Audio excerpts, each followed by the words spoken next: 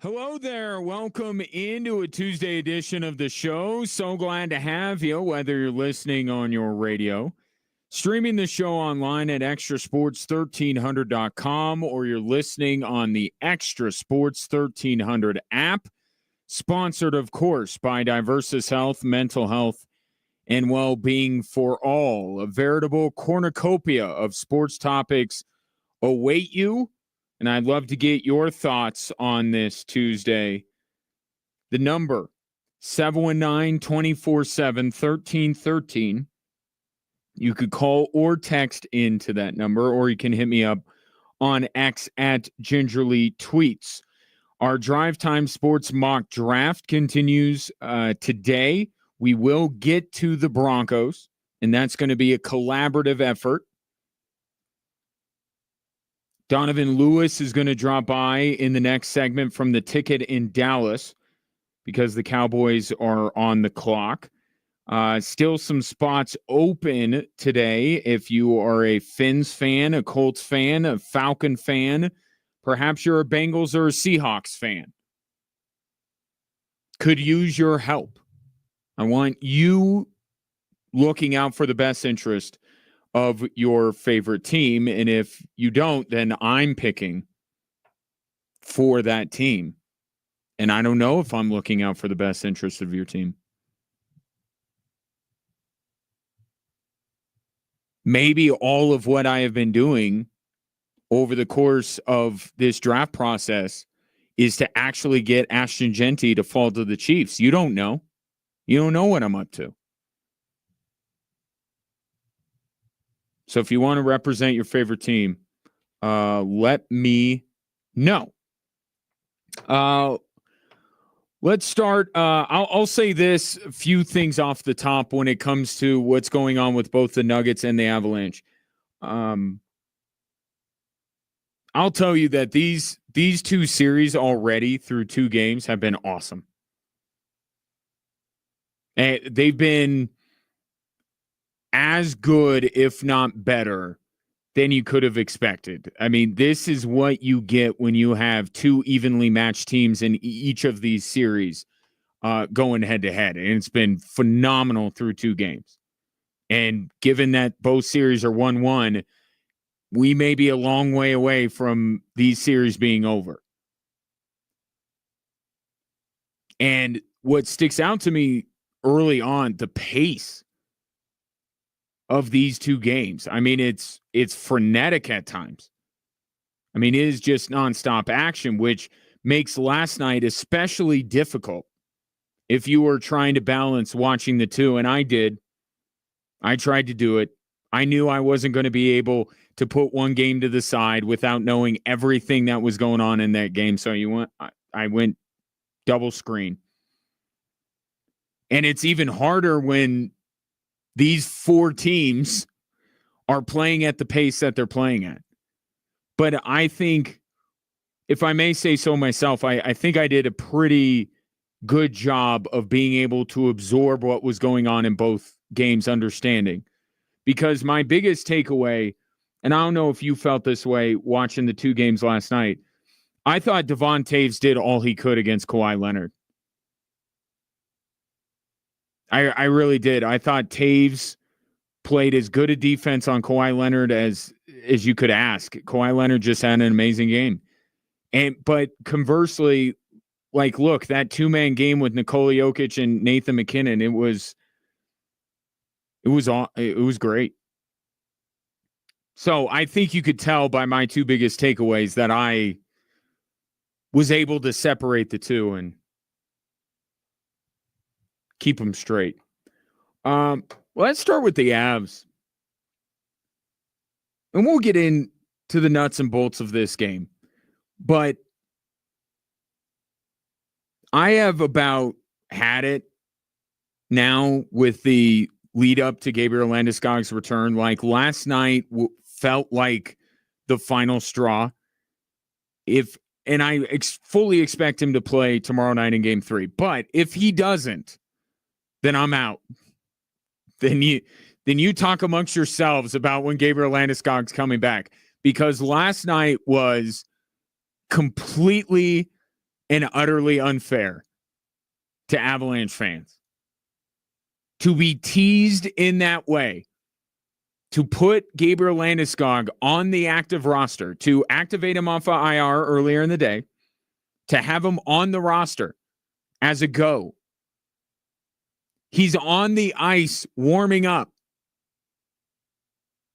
And at the last second, the old switcheroo, the old bait and switch. You think you're getting Landeskog? Nope, you're getting Miles Wood. Here's Jared Bednar on what that was all about. Gabe wanted to get in the groove and take warm up tonight and get in the room and be part of it. So that's why I did that. Okay. And look, the Avalanche have done so much to allow Gabriel Landeskog to do all this, right? They've been patient with him. They've supported him. They've let him do all these various things like go down to Loveland and all this kind of stuff to get him ready, right? So if Gabriel Landeskog says, hey, I want to go out on the ice, then okay. But why not just play him? That's what I still can't quite wrap my head around. So, he's played in a hockey game, a professional hockey game, more recently than Miles Wood has. I mean, that's just a fact. Gabriel Landeskog just played in Loveland. He played in a competitive professional hockey game, not an NHL game. But he played in 2 games more recently than Miles Wood has. He keeps, hitting all these milestones. He's activated off of IR. He skates. Doesn't that mean he's healthy? Doesn't that mean he's ready to go? Why is he not playing? And look, don't misunderstand me. I'm not sitting here saying necessarily that Gabriel Landeskog tipped the scales, because I thought that the Avs, especially early on in that game, had all the energy that you could have possibly wanted them to have, the desperation level, all that kind of stuff. They came out for the second straight game and jumped on the Stars. So the emotional lift, I don't know if it was as necessary. But if Gabriel Landeskog is good to go, isn't he a better option than Miles Wood? Don't we have to get into who helps your team more? Doesn't Gabriel Landeskog do that? Or isn't it to get him, back going in a game that has some, after you won game 1, game 2 becomes lower stakes, right? Because if the Avs had lost game 1, then they couldn't afford to go down 0-2. But they got the win. I don't want to say you're fat and happy about it and you don't care what happens in game 2. But now game 3 becomes a really big game, and now you're going to bring Gabriel Landeskog back in.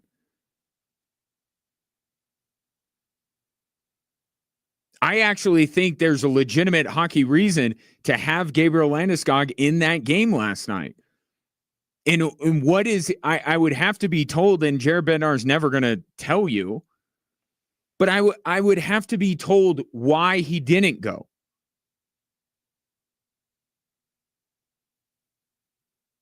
Are we literally 48 hours making that much of a difference? I mean, it's everything. He traveled to Dallas. He's activated off IR. He's skating in warm-ups. But he needs 48 more hours? It didn't help things, and I'll admit this. It didn't help things that Miles Wood was the one that turned it over, leading to ultimately the game-winning goal for Dallas.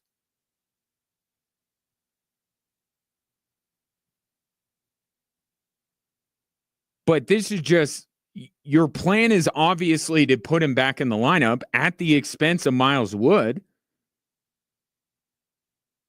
Right? Am I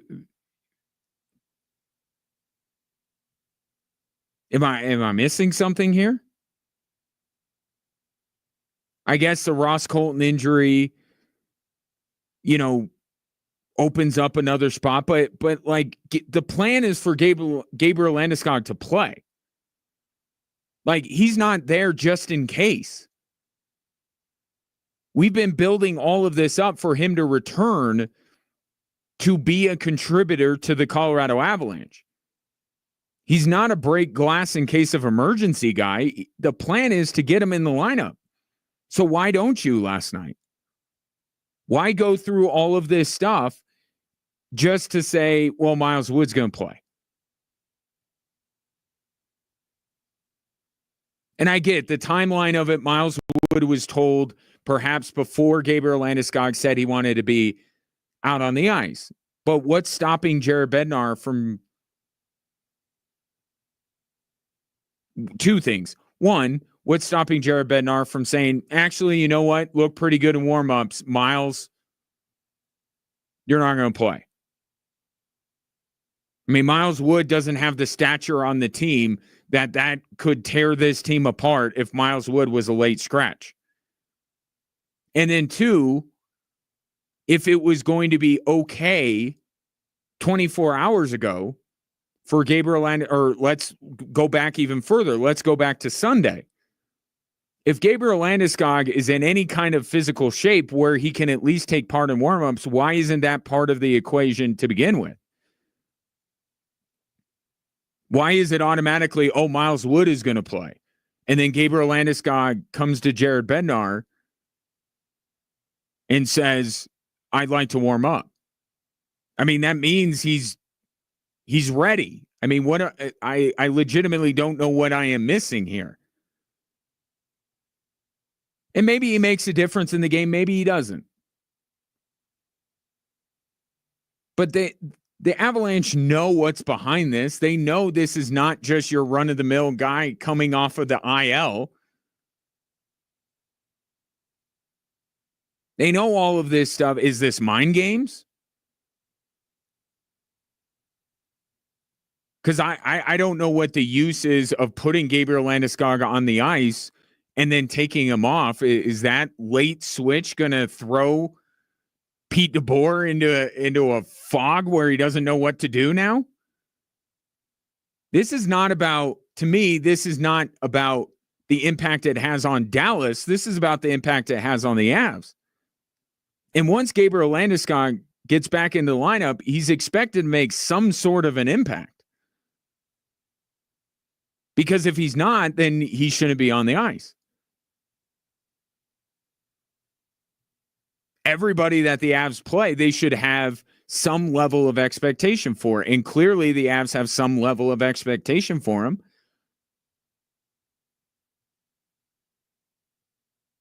And could Gabriel Landeskog bring you what Miles Wood brings you? Yeah, I think so. So I don't understand it. Setting aside, toying with emotions and all that kind of stuff, which I guess you shouldn't set it aside.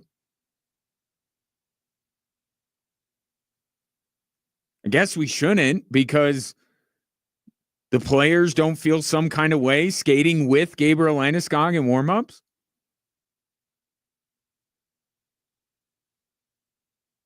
But even if you set all that aside, like, the plan is for him to play. The plan is for him to contribute. And now you're in a situation because of how well you played game one that you don't need game two. You like game two, but there is the whole crux of the thing, which is you're putting Gabriel Landeskog on the third line where he's not playing a prominent role on this team. But he's still expected to be some level of a contributor throughout the rest of the series and beyond. Couldn't I argue that getting Gabriel Landeskog on the ice in a lower stakes game, having already taken home ice back from the Dallas Stars or from the Dallas Stars, can I argue that is actually a better fit and a better place for him to be put back in the lineup than game 3, which now becomes a pivotal game in the series. And you're working this player back in.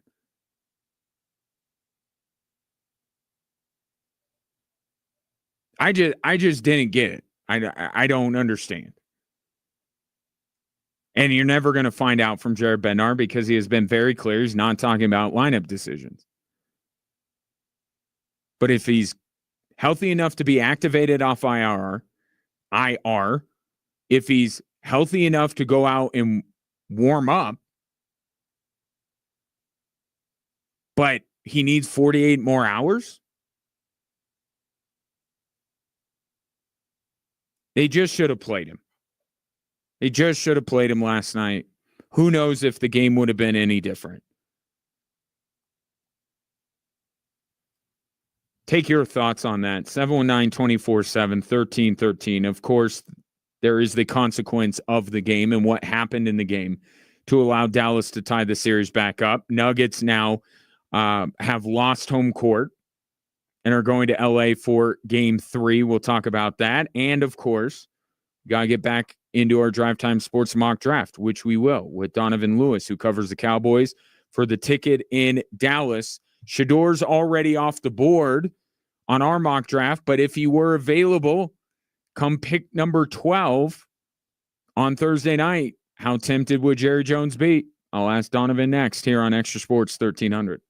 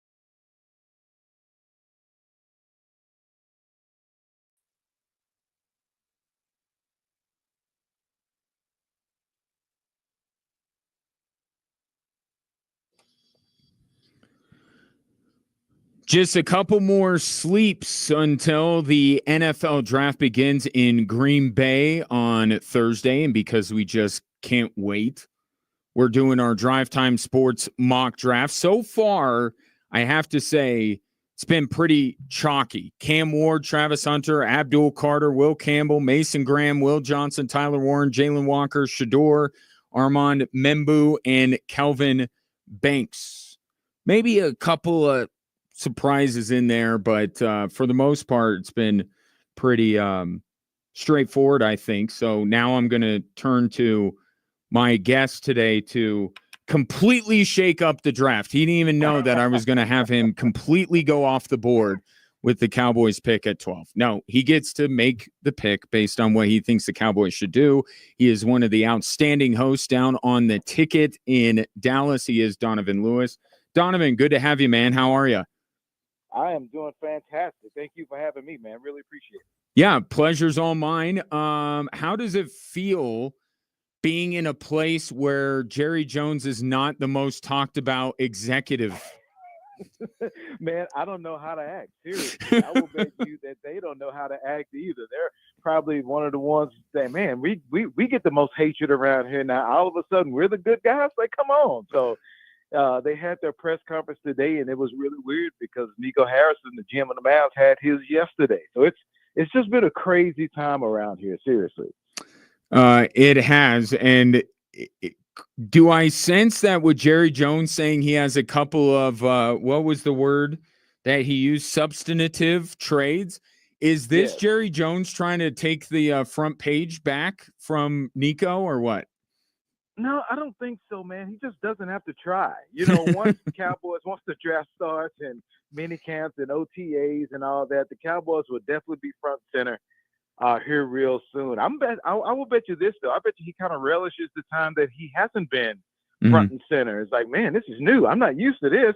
And now he'll be back because tomorrow, man, I'm sorry, Thursday, kind of starts a new trend with a new coach. And they've got to make sure that they get this one right because their last couple of years, their premium picks just haven't contributed like they thought they should. Their first and second round picks from the last couple of years. So they got to make sure that this pick is right and that he comes in and contributes right now because they do lack some talent on both sides of the ball that they need to get filled. When Jerry Jones does say they're cooking up a couple of trades, do you feel like that is more maneuvering in the draft, or is that more based on, I don't know, a certain maybe linebacker that is on the Dallas Cowboys currently? Is that with a trade involving current Cowboys or trying to maneuver to get future Cowboys? Man, my guess is trying to maneuver around and get future Cowboys. The way they've tackled free agency this year was so different from last year. They just did not use their means to go and get other people to come and try to make this team better. And now they're attacking the problems with numbers, not necessarily the quality, but the quantity. Mm-hmm. And now that they used a fourth-round draft pick the last couple of years, one to get Trey Lance, the other to get Jonathan Mingo, I feel like that they're trying to attack with numbers again. So while they do have 10 picks in this year's draft, it's a lot of day 3 picks. So I'm thinking maybe they're going to try to use some of that capital to maybe get back in the 4th round or maybe get another 3rd round pick or something like that to see if they can kind of tackle this now with a little quality, because they've thrown some numbers at the problems, but it just doesn't feel like that those problems have been solved with what they've been throwing around. He's already been picked in our draft, but if Shador falls, how tempting would it be for Jerry Jones? That's a really good question. I don't think he'd really be too tempted because they just haven't tackled that backup QB position. The last time they drafted a quarterback in the 1st round was Troy Aikman when they drafted him 1 overall in '89. That's it. They are thinking about maybe using those day 3 picks to maybe see if they can develop a quarterback that could do a little something. And they used a 5th round draft pick to go get Joe Milton III from New England. So I'm thinking that's where they're thinking they were going to take a quarterback in this year's draft. They used a 5th rounder to go get him. I'm thinking they have their quarterback that they planned on drafting. So while it may be tempting because of the name and what the Cowboys can do, they just don't need that name to be relevant. Everyone's going to talk about the Cowboys, so there's no reason to go get a guy that's not going to immediately produce on the field. Your whole thought is that your backup quarterback does not see the field. That's a successful year for you. And if that's the case, then I feel like, man, at 12, picking that highly, you've got to get somebody that's going to come in and do something right now instead of 2, 3, 4 years down the road. And you know this better than most people. I mean, just the contract that Dak has. It is, you know, and I'm sure you saw the rumblings out of Cleveland. I don't know what that was, a couple of weeks ago, but just for someone that covers the team as closely as you do, how untradeable is Dak Prescott in the near future? Oh, very. I just don't. It was really odd how all that went down, because you knew that you didn't have any issues with Dak missing any time. That dude is going to play no matter if he's on the last year of his deal or he gets a brand new deal. So kind of to wait and see if maybe you selected Trey Lance. See, this is my thinking. I feel like sometimes I'm alone on this island, but I feel like I'm right, because I think they traded for Trey Lance to see if he had enough to replace Dak Prescott. It wasn't about the backup quarterback position. It was about him coming in and being a starter. And the way what he showed you in a couple of years he was here, that there was no way they could do that. And that's why I feel they waited until the last minute, the day of the beginning of the season, to sign Dak to that new deal. They just kind of reached and said, you know what? We don't have any other options. We got to get it done. And they just swung for the fences. So they're going to always do things big here in Texas, and they did that real big, and it seemed like it was not even a reason to go that big. So they're all in now. You want to talk about pushing those chips to the middle of the table? They've done it, and there's no way they position themselves to say it's either Dak taking us to where we want to go, or we got to make sure we find a person that maybe can study under him and get 2 or 3 years down the road and see if he can do it then, because they are fully committed to Dak and being the guy here in the near future. So he's not going anywhere. Donovan Lewis, 96.7 and 13.10, the ticket in Dallas. So what are you hoping that the Cowboys, not just in round one, but in this draft overall, what do they need to get out of this? Man, they've got to get some skill position players. Whether it's running back, wide receiver, they are lacking. CD is the only receiver they have that's worth I don't want to say worth putting on the field. That's disrespecting those guys that have earned their way into the NFL. But he's the one option, and the other guys are 3s and 4s. So they need another option on the other side, whether it's round 1 or rounds 2 or 3. They got to get somebody on the outside that can complement CeeDee Lamb. I think they've got to get a running back that they can trust. They signed a couple of guys in free agency, but those guys were kind of cast-offs on their own team to begin with. So they need someone that can handle the bulk, because they went into last year with probably the worst running back room in the NFL, thinking that they were going to make that work, and it didn't. So now they got to make sure that they get something that can work and kind of split the carries from a couple of guys there in the backfield. I think the cornerback position is something that they need pretty badly because of the recent injuries to Javon Diggs. You have Deron Bland. You found him in the 5th round, and that's great. That's a gem, but you can't keep counting on those day 3 guys to come in and be something more than what you think when you draft them. So that on the outside, and, just like any other team, I don't want to sound cliche, but you can always use offensive line help, always use help on the edge. We had this discussion on our show the other day. I think there are only 2 areas in this draft that if they don't address it, you'll be okay. And that's kicker and punter. And that's a bad position to be in. If you pick any other position on the field, you'll nod your head and go, yep, that's exactly what they need, because they're lacking in that. Yep, that's exactly what they need. And I think you can go almost every single position on the field and say that about the Cowboys.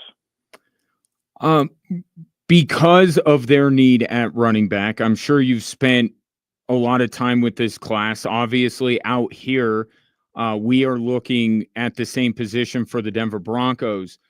How do you look at this class as it pertains to, I guess, if Ashton Genty is RB1, how much of a separation between him and, say, either Amarion Hampton of North Carolina or Travion Henderson of Ohio State in your mind?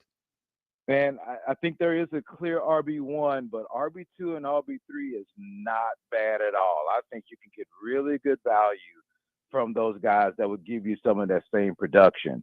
So, and I think that goes with the wide receiver class also. We look at those outside receivers that Ted McMillan is probably wide receiver 1 in the class, but man, I love Ibuka from Ohio State. Oh, me too. He is an elite route runner. Mm-hmm. I think he can get the job done on the outside. And if you say, let's just say every team probably wants to trade down and get some more capital and still be in range to get a really good player that can come in and make a difference right now, I think if he's available in the 20s and you get some capital and could get that guy, I don't think you're missing out on a lot from Ted McMillan, then Ibuka, or even Matthew Golden, because he has an element that the Cowboys don't have. They've been searching for a long time, and that's that blazing speed.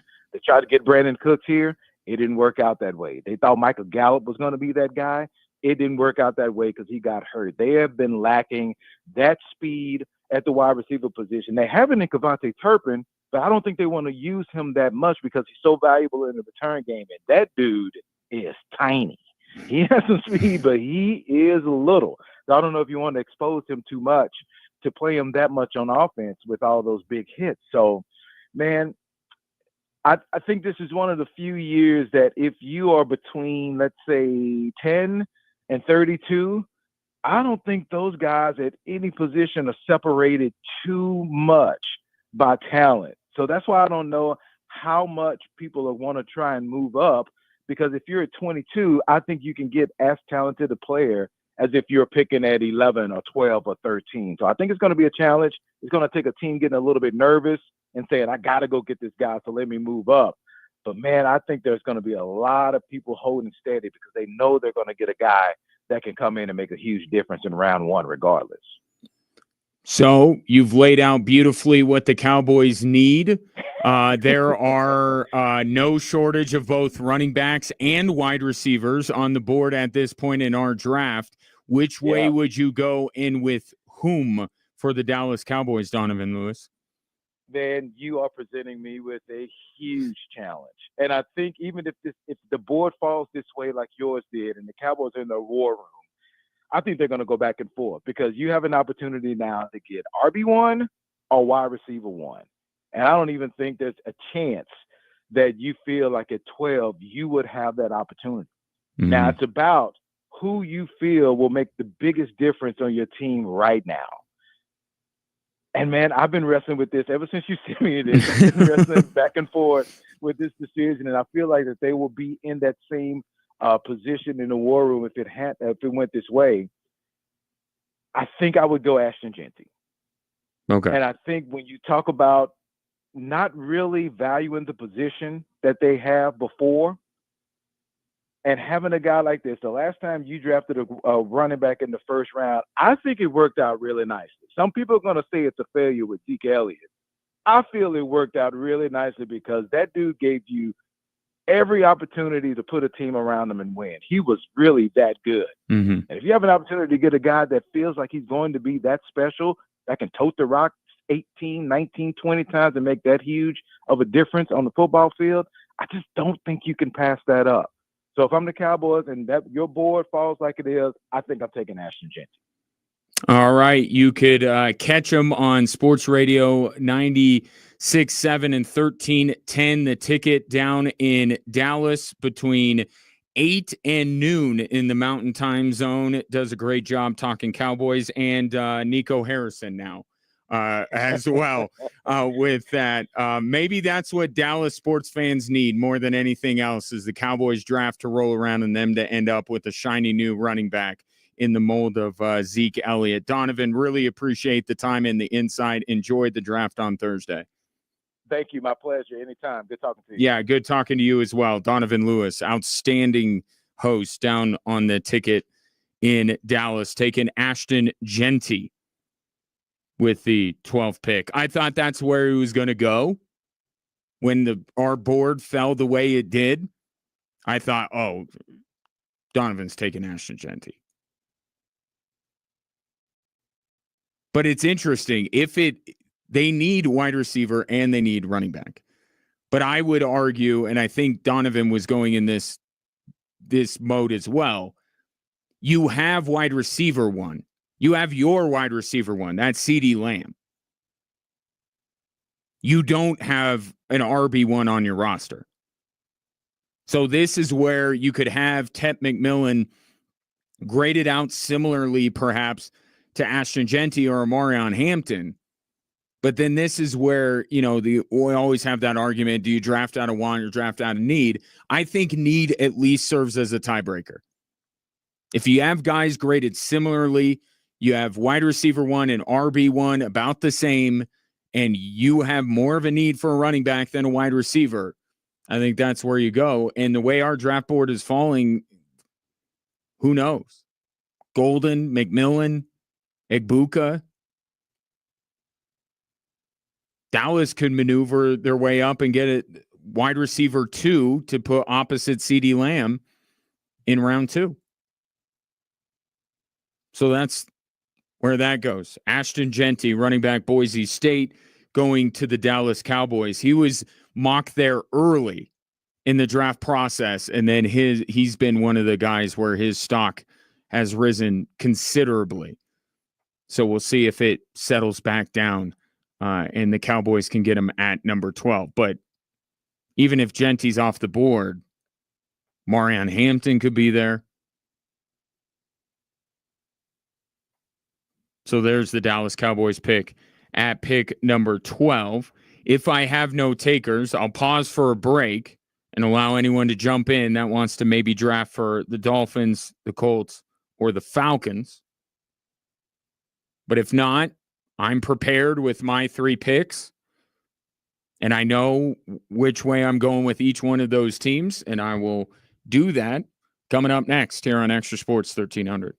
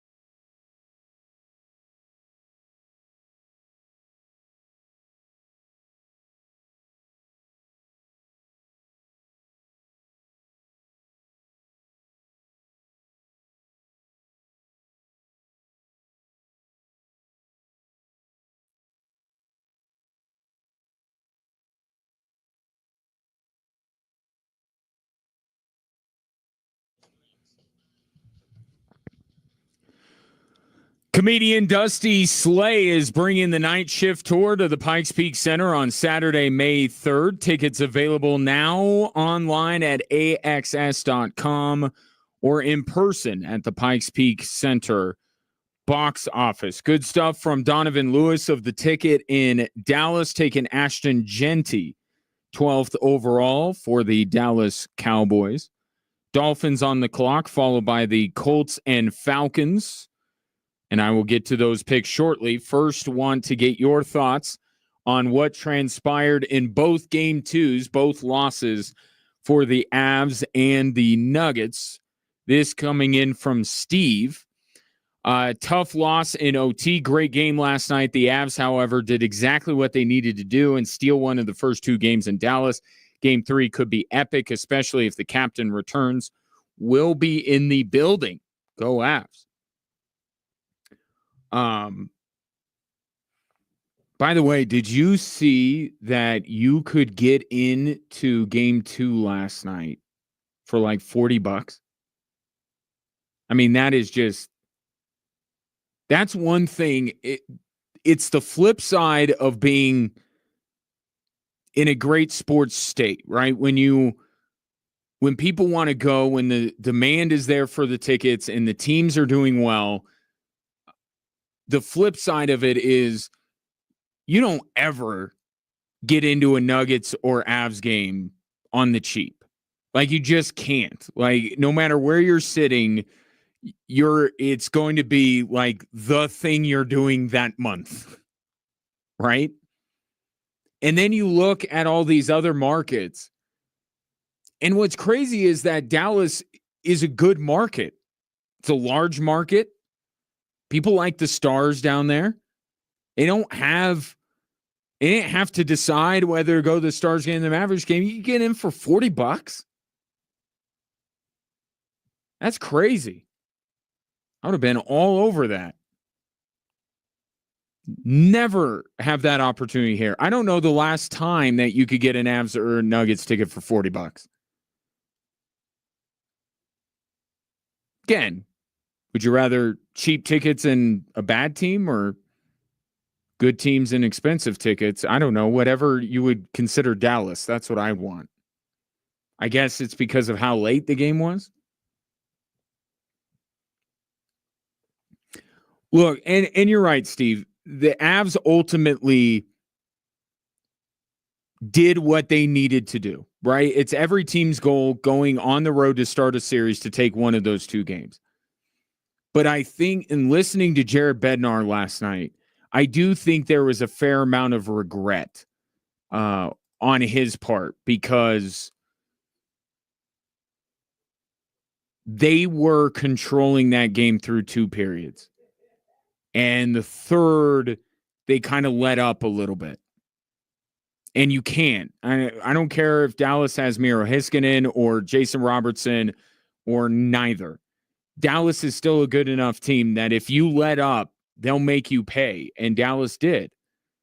I think listening to Jared Bednar last night, I think he feels like they should be up 2-0. And that would have been that's a wrap.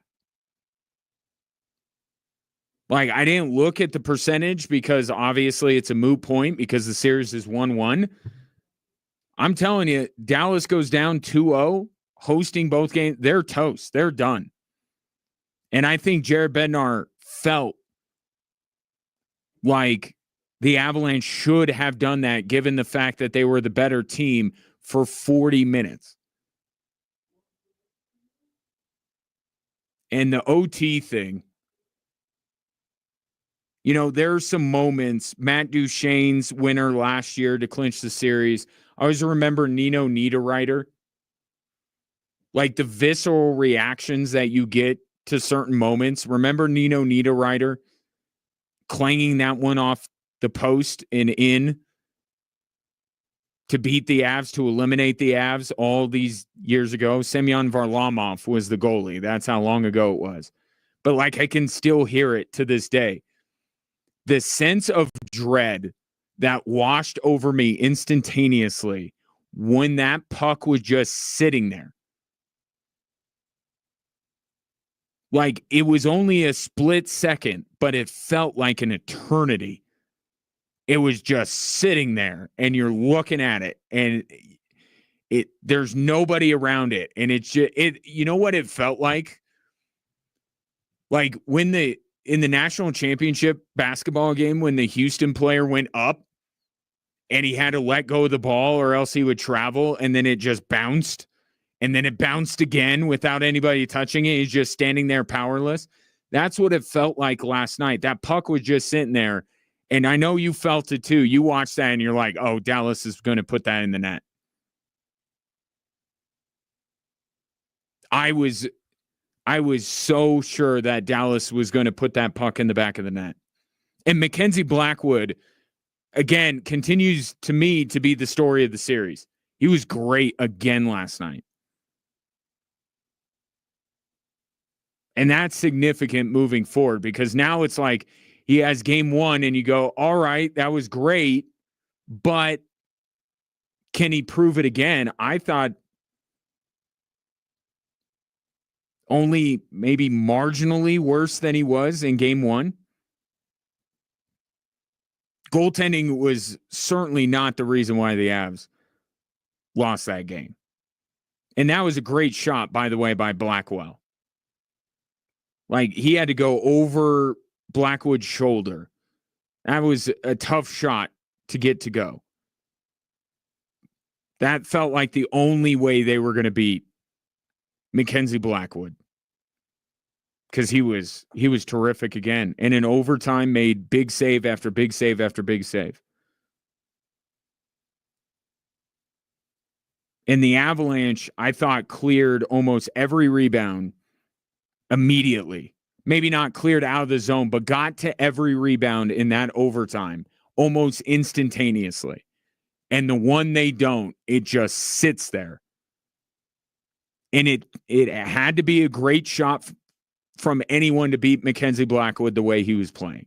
But you knew, looking down at that puck, oh, that's going to go into the net. I think that the Avs felt like they let one go. Still in a great position, but now you think of the situation, it goes back to what I was talking about at the top with Gabriel Landeskog. Like, that last night is lower stakes than what tomorrow night's going to be. Tomorrow night's pivotal.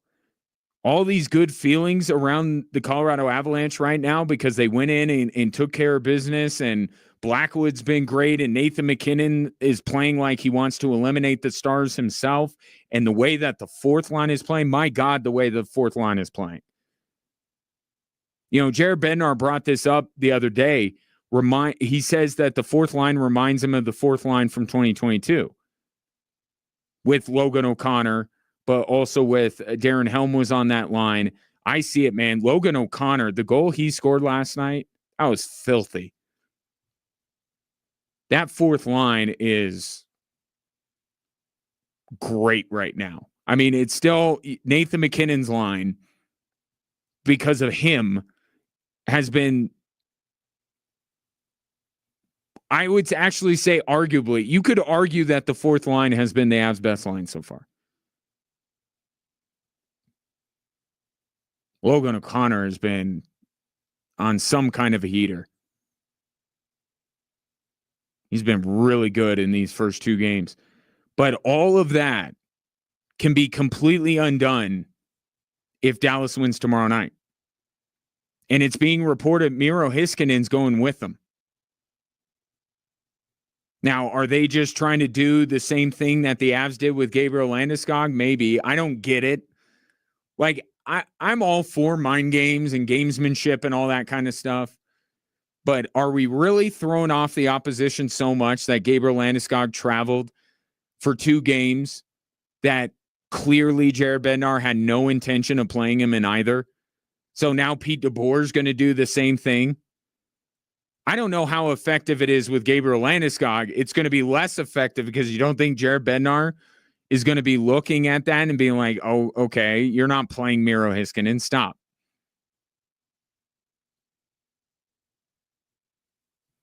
Sometimes gamesmanship goes a bit too far. I'll just say that. But if Dallas goes in and wins, and that last night was a perfect example. Avs the better team for 40 minutes. They weren't the better team the last 20. Game goes into overtime, and that's overtime hockey.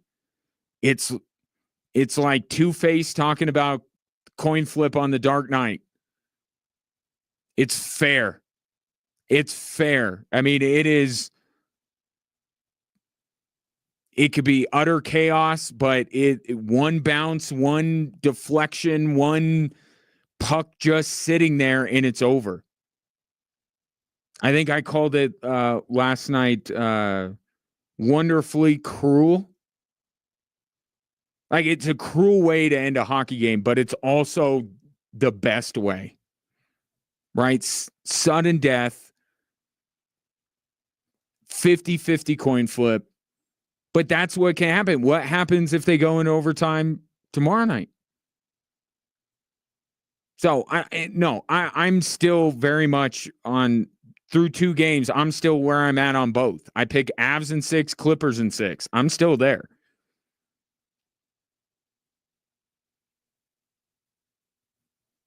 But I think if you're on the Avs side, I think you have to look at last night as somewhat of a missed opportunity. And it makes game 3 pivotal. Or else what was winning game 1 for? That's tomorrow night here on Extra Sports 1300. Want to get in these couple of picks here. I could go rapid fire because it's me, but I do want to spend a moment here. Actually, I need to break. I'll get to the other picks here shortly. Miami, Indy, and Atlanta in our Drive Time Sports Mock Draft.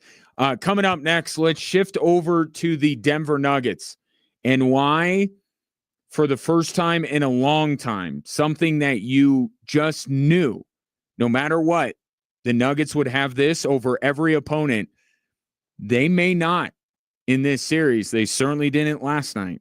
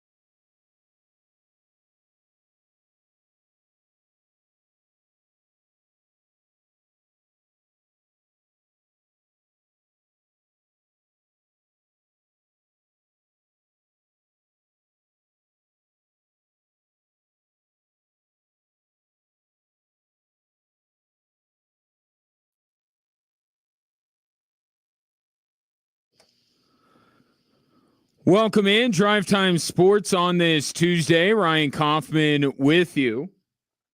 Appreciate your patronage. Whether you're listening to the show or watching it, although I guess you'd be watching and listening technically, on our social media platforms at Extra Sports 1300.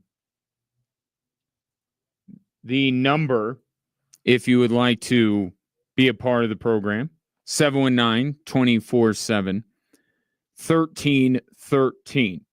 So both the Avs and the Nuggets got a series going on. 1-1 after 2 games.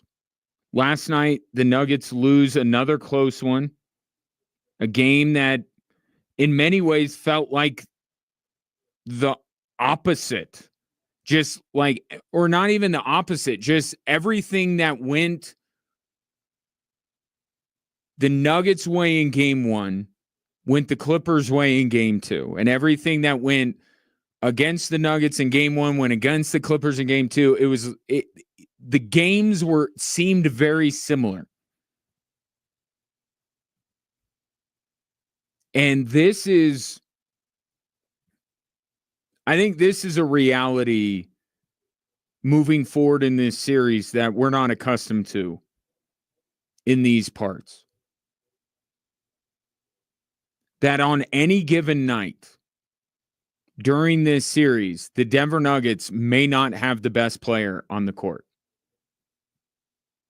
And that was the case last night. Kawhi Leonard was completely unstoppable. I can't even sit here and fault anything the Nuggets did defensively. Would I have liked to see Aaron Gordon on him more often than what? Yeah. But, I mean, look at the shots that Kawhi Leonard made. And I get the natural inclination is going to be, well, Kawhi can't do that every game. You sure about that? You sure about that he can't? This is 2019. Essentially, what we have here in this series could be 2023 Nikola Jokic against 2019 Kawhi Leonard. A more epic individual matchup in recent NBA history outside of, I guess, when Steph played LeBron when they were on opposite sides of the bracket. But, I mean, Jokic versus this Kawhi? And that's the thing. Kawhi Leonard from 2019 might be better than Nikola Jokic of 2023. And we forget and it's part of the reason why people didn't pick up on the Clippers till very late in the season. They had pushed them away because they didn't have Kawhi. And this is the Kawhi Leonard that I'm not even going to say remember. He had to jog your memory because it's been so long since you've seen this Kawhi Leonard. The last time Kawhi Leonard finished a series for the LA Clippers was in the bubble against the Nuggets. But he reminded you last night, man, when he's on one, name 5 players in the NBA that are better than him. Name 3 players in the NBA that are better than him. At his best, he's that good. So you could say, well, Kawhi Leonard's not doing that every night. I'm not so sure.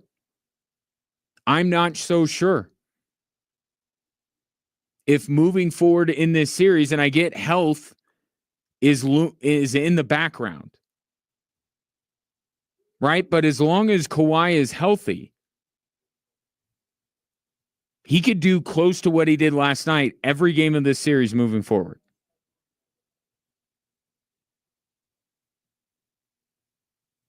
And that might be better on a nightly basis than what Nikola Jokic even can give the Denver Nuggets.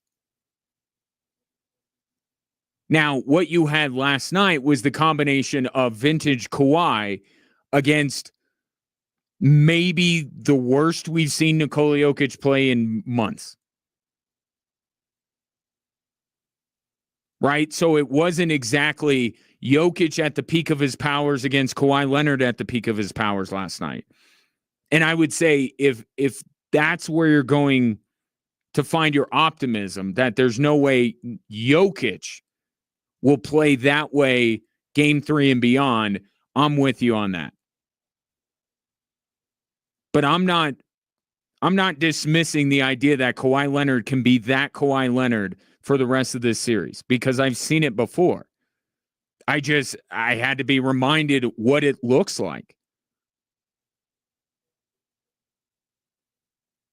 But Nikola Jokic last night was certainly not at his best.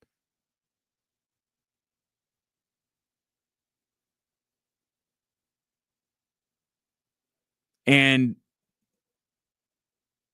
if, let's say that Nikola Jokic plays more the way you expect Nikola Jokic to, and Kawhi Leonard keeps this up, that could essentially be a draw. But that's the crazy thing, is that we've never had that. The last 2 instances that I can recall where Nikola Jokic wasn't the best player in a series that the Denver Nuggets were playing in, I think you have to go back to maybe Damian Lillard in 21. But if you recall, obviously they didn't have Jamal Murray in that series. Or certainly LeBron in the bubble. Like, those are the last times that I can recall Nikola Jokic not being the best player in a series. Even the next year in 2022, when they went up against Steph Curry and the Warriors, yeah, Steph Curry got the last laugh. Steph Curry went sleepy night on the Denver Nuggets, but he wasn't the best player in that series. It was still Nikola Jokic. So it has been many a playoff series since the Denver Nuggets have been able to since the Nuggets have not definitively had the best player in the series.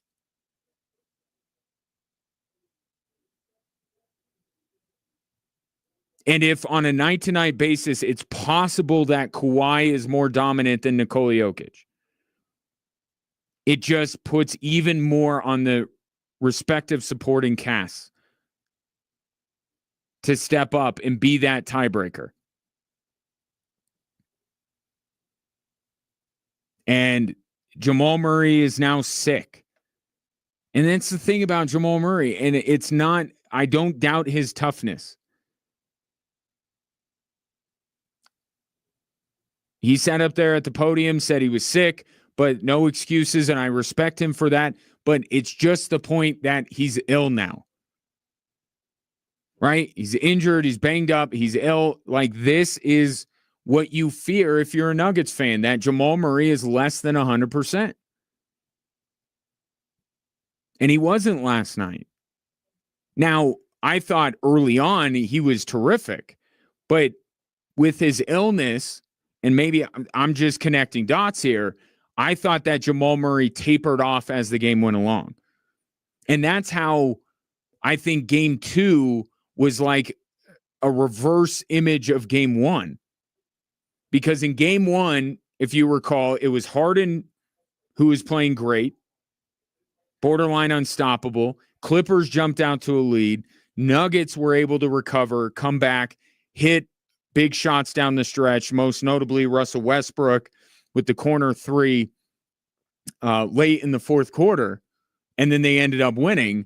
And then last night, it was the Nuggets jumping all over the Clippers recalibrating and coming back, and then Norman Powell is the one who hits arguably the biggest shot of the game. And Kawhi Leonard was better than Nikola Jokic, whereas in game 1, Nikola Jokic was better than Kawhi was. But that might go back and forth. Like game 3, Nikola Jokic might take over. Game 4, Kawhi takes the mantle of the best player on the court. It might go that way.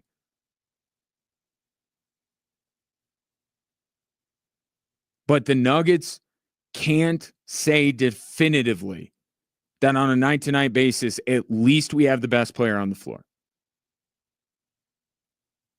And so all the other stuff is going to matter more. And that's been the thing with Nikola Jokic all this time since he rose to prominence and has been top 2 in the MVP voting every year. A lot of the Nuggets' ills are not as noticeable or don't cost them as much because of Nikola Jokic. If Nikola Jokic's impact can somehow be either diminished, and let's give Zubats a little bit of credit here. He's doing exactly what he has been tasked to do, and that is wear down Nikola Jokic. Not beat him, not stop him, wear him down. And Nikola Jokic looked a little worn down last night. But if Nikola Jokic's impact could almost be negated by Kawhi Leonard's, then all the other stuff matters more. And that's where you got last night the Nuggets perimeter defense again. And turnovers. Outside, if you want to take a more team-wide approach to assessing what has gone on through 2 games, the individual is Jokic and Kawhi. But the team-wise, it's turnovers. You want to talk about this being a reverse image? Turnovers in game 1. Nuggets had 11. Clippers had 20. Nuggets won. Game 2, Nuggets have 20 turnovers. Clippers have 11. Clippers win. You had the same turnover margin from game 1 to game 2. It just flipped the team that was the beneficiary of that, and they won. And I think the speed at which this series is being played at benefits Denver. They were the best transition team in the league. They were the best at getting out and running. They should not be turning the ball over in those kind of situations. And some of them were in transition. Other times it was just going against the set defense of the Clippers, which continues to give them problems. But the pace overall, I think, favors Denver.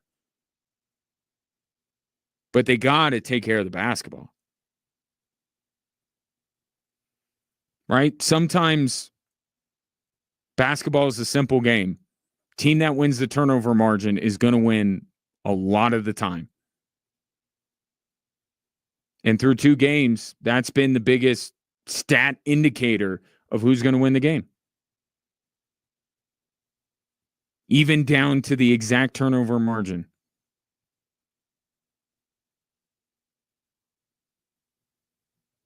Now, this series is going to be a long series. No matter which team you picked, you knew it was going to be a long series. But it goes without saying, you can't feel as optimistic about the Nuggets after 2 games as you do about the Avs. You just can't. Because now they got to go into LA and they got to win one of these 2.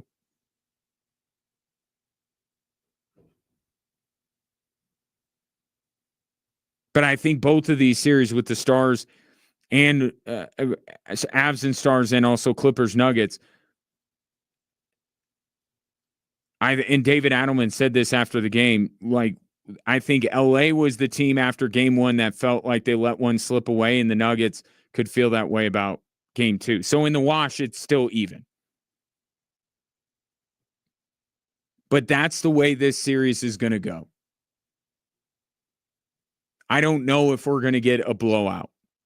If there was going to be a blowout, I would expect it to be on Thursday.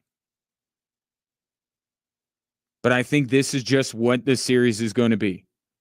It's going to be Jokic and Kawhi being absolutely brilliant. And the things like turnovers mattering, and both the team that loses feeling like they had every right to win that game as much as the team that ended up winning. This series is going to be, I think, like this the rest of the way. And it's going to make for a phenomenal series, which Nikola Jokic talked about after it. Like, you got to love what you're seeing through 2 games. Pace, physicality, stars being stars, close games coming down to the wire. Doesn't do much for the old blood pressure, but been a great series so far. But Nuggets got to take one of these in LA. 719 24/7 1313. Take your thoughts on game 2, Avs Stars, or game 2, Nuggets and Clippers. Coming up next, talked yesterday about the rumor that the Broncos were one of the few teams looking to move up in the draft. And I said, well, moving up into the top 10, what's that going to do? George Payton said there are similar players at 10 as they're going to be at 20. Well, what if the Broncos were setting their sights a little bit higher? Get to that next here on Extra Sports 1300.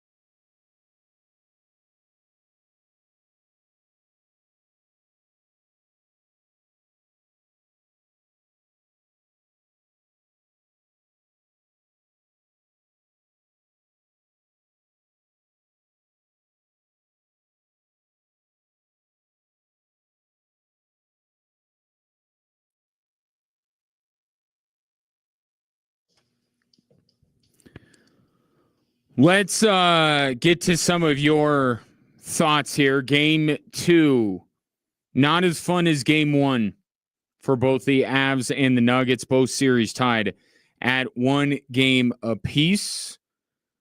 Clyde says Jokic did not look like a 4-time MVP last night. Think he might have lost it. 7 turnovers. Are you kidding me? Now, let's not go too far.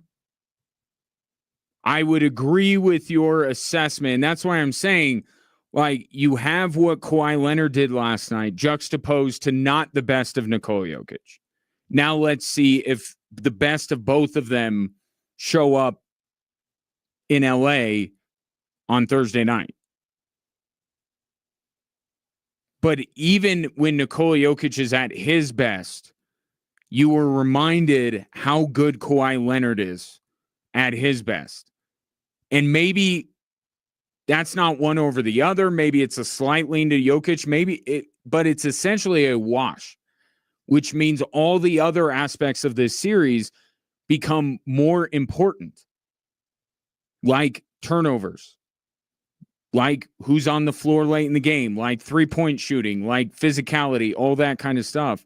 When you don't have such a decided advantage when it comes to the best player on the floor, like the Nuggets have had in every series dating back to the bubble, this other stuff matters more.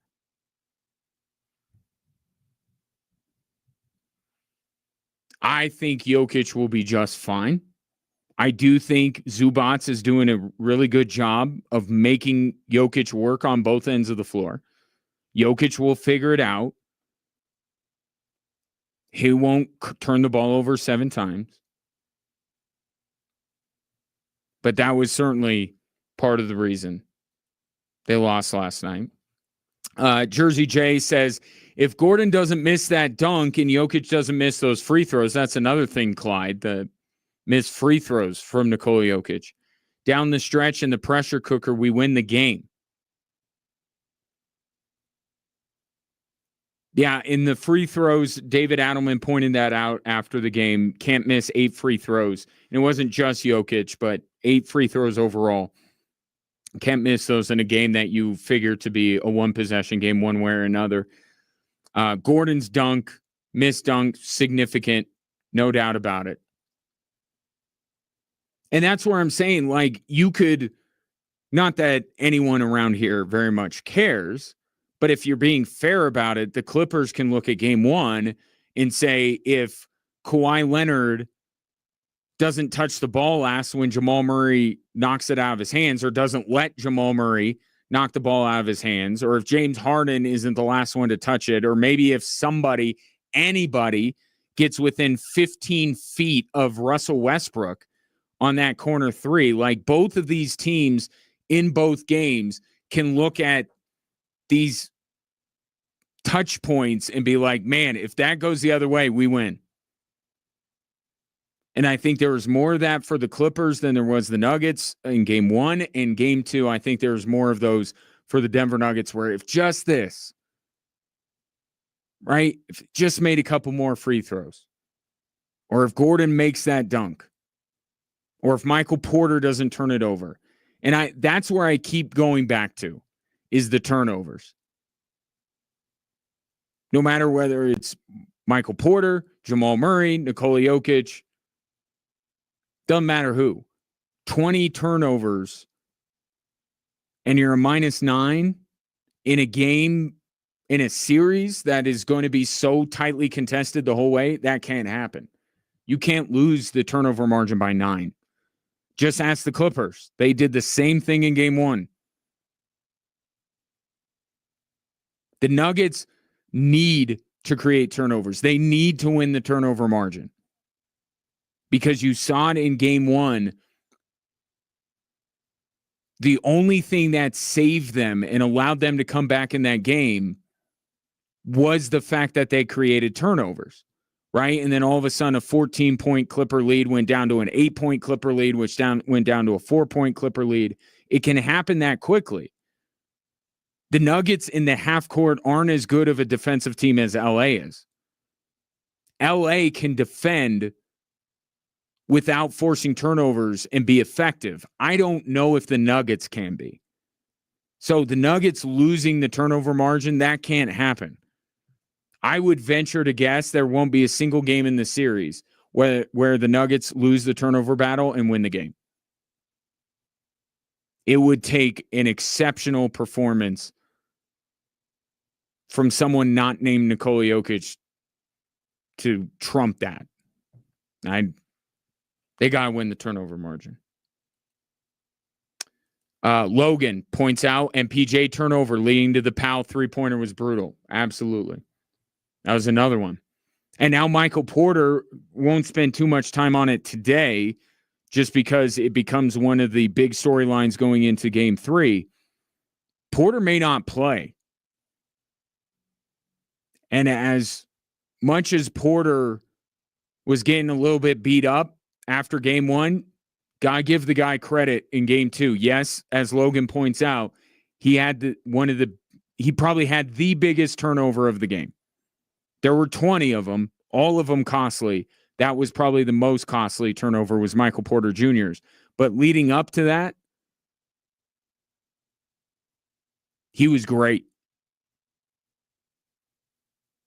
And I would much rather, if Michael Porter is right, I'd much rather have him on the floor late in games than Russell Westbrook.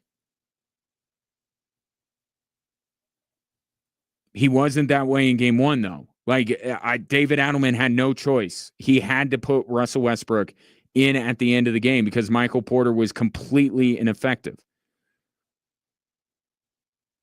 But if Michael Porter is at least decently effective with his ability to hit threes and stretch the floor, and that was something David Adelman harped on after the game, they got to be able to space the floor better.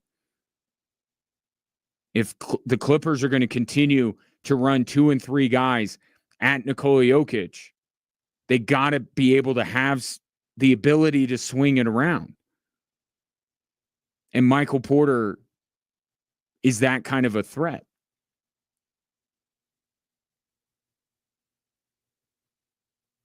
So we'll see what his health is like. He's been dealing with something with the brace on his drop foot has been bothering him. And now you saw him get hurt at the end of that game after that turnover. But that's what this series is going to be. This series is going to be those couple of moments. And the Nuggets have to be on the right side of those. And they weren't last night.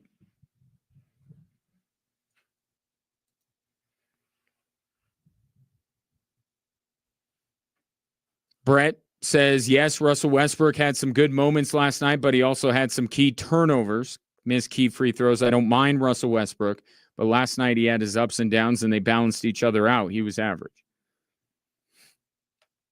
Yeah, I would actually say the best thing I can say about Russell Westbrook last night is that it didn't seem chaotic. I don't know. Actually, I don't know that that's the best thing I can say about him.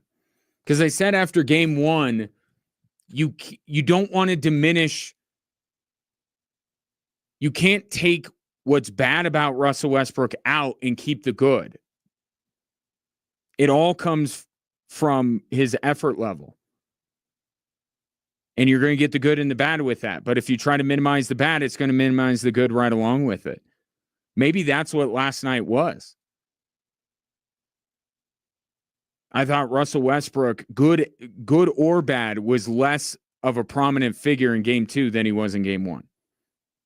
Like Brett said, had his moments good and bad, but certainly did not feel like he had the level of impact. But you know why that was? Michael Porter.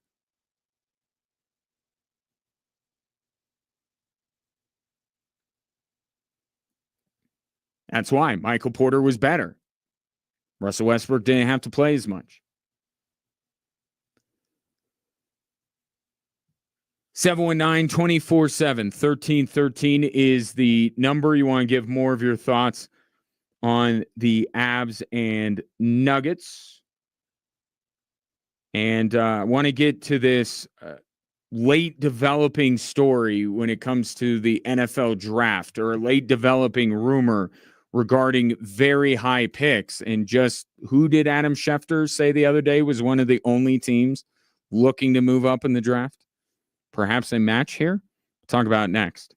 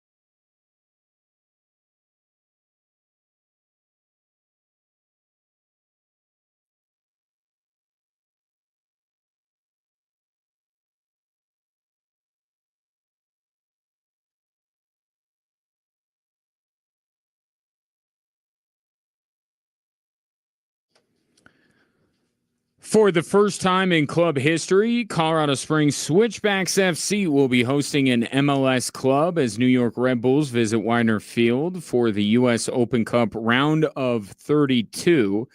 That will be on Tuesday, May 6th, 7:30 p.m.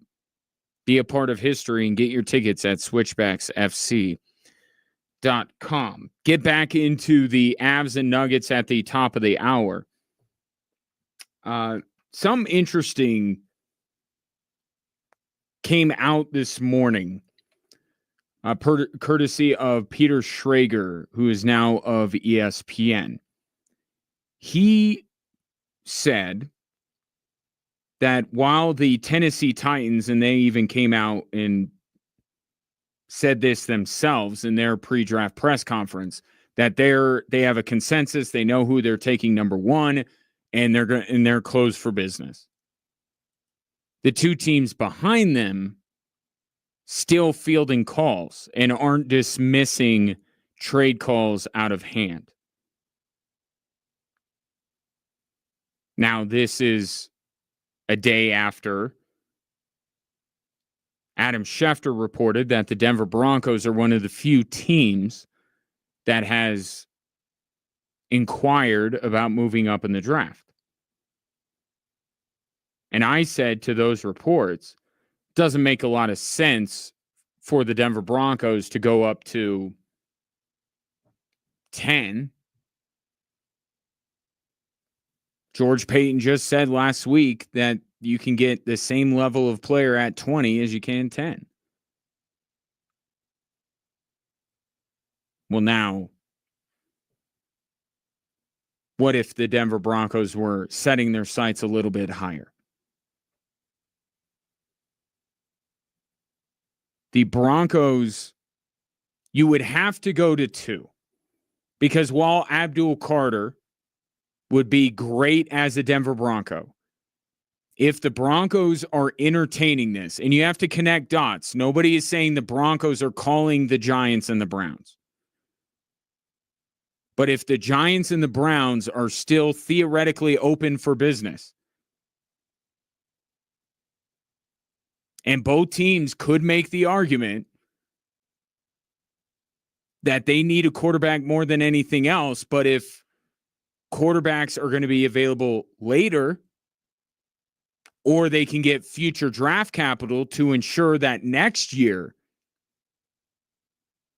they're going to be square in the mix for Arch Manning or any other quarterbacks that are in that class, supposed to be a much better class than it is this year. So you could understand why Cleveland and the Giants aren't necessarily unwilling to entertain offers. And if the Broncos are serious about making calls to move up, they really got to go to Cleveland.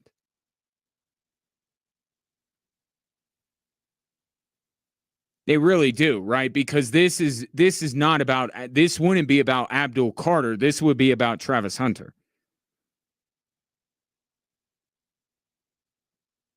And if you trade up with the Giants, Browns are just going to take Travis Hunter, and then have given up a ton of draft capital to move up to add a guy that would no doubt be the best at a position, but at a position that you already have strength at.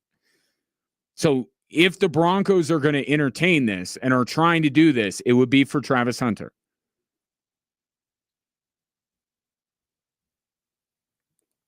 And just for historical reference, because obviously moving from 20 to 2 would be one of the most significant moves in the history of the NFL draft. The highest move that anybody has made, the biggest move that any team has made, the Atlanta Falcons back in 2011 went from 27 to 6 to get Julio Jones. They gave up first rounder in 2011 and 2012, a second rounder in 2011, and a fourth rounder in 2011 and 2012. 2 firsts, a second, and 2 fourths. to go from 27 to 6. Now, obviously, the asking price will be higher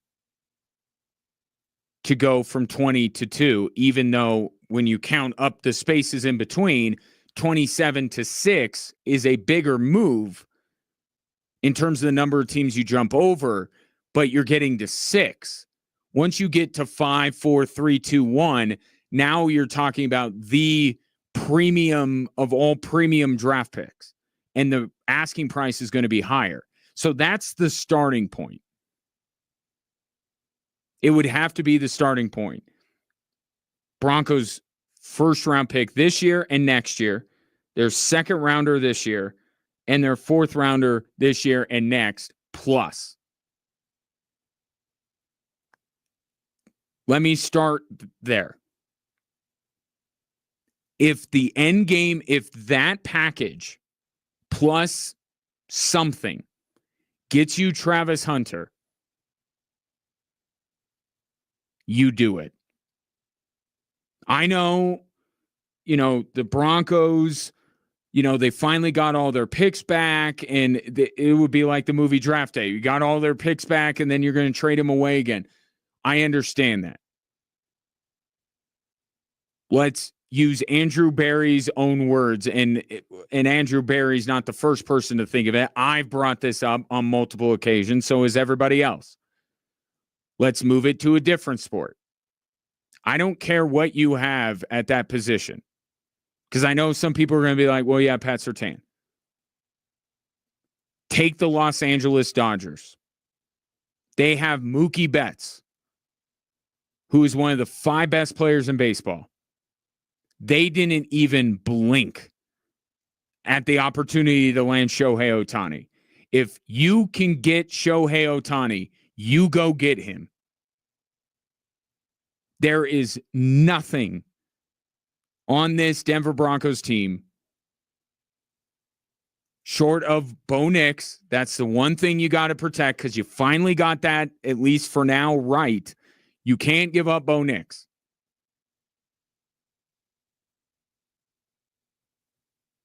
But everything else on the Denver Broncos roster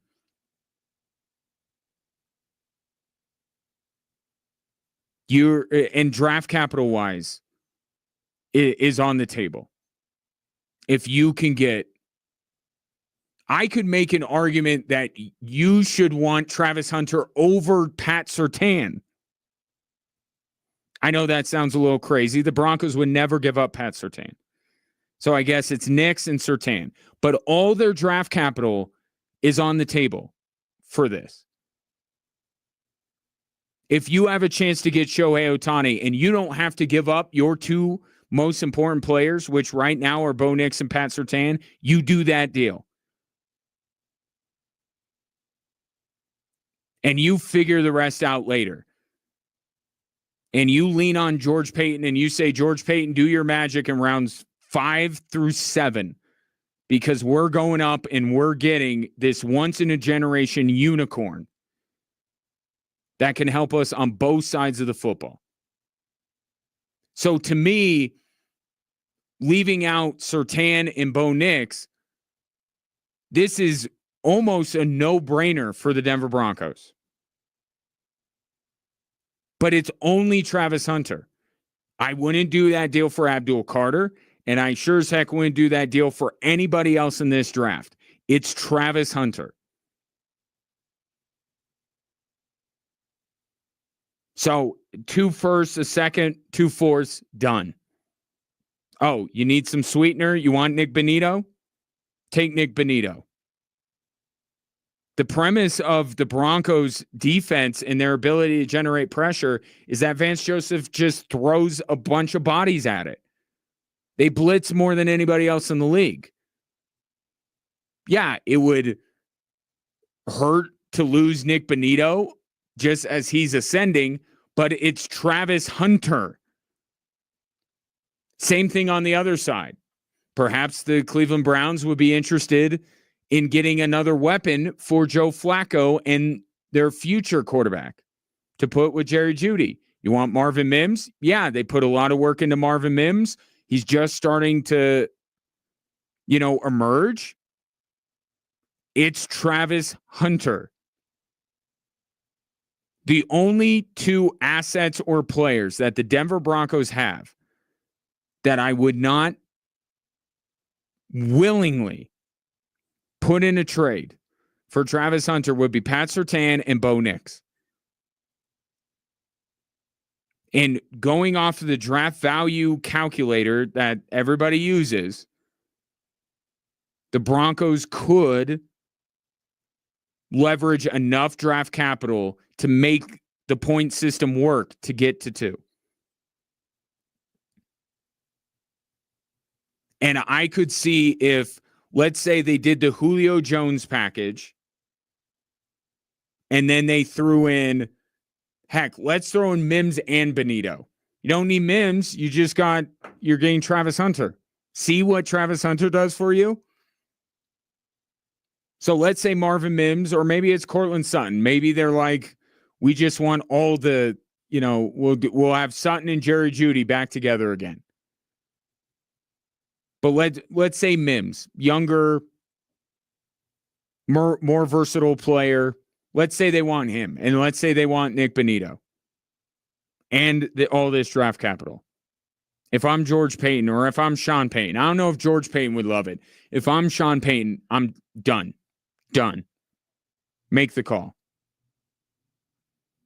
And I could even see the Browns' logic in terms of getting something back, this Godfather offer. They're a team right now that doesn't seem, even though I think they're interested in taking a quarterback in this draft, I don't think they're 100% in on that, certainly. So could they say, we're going to trade back.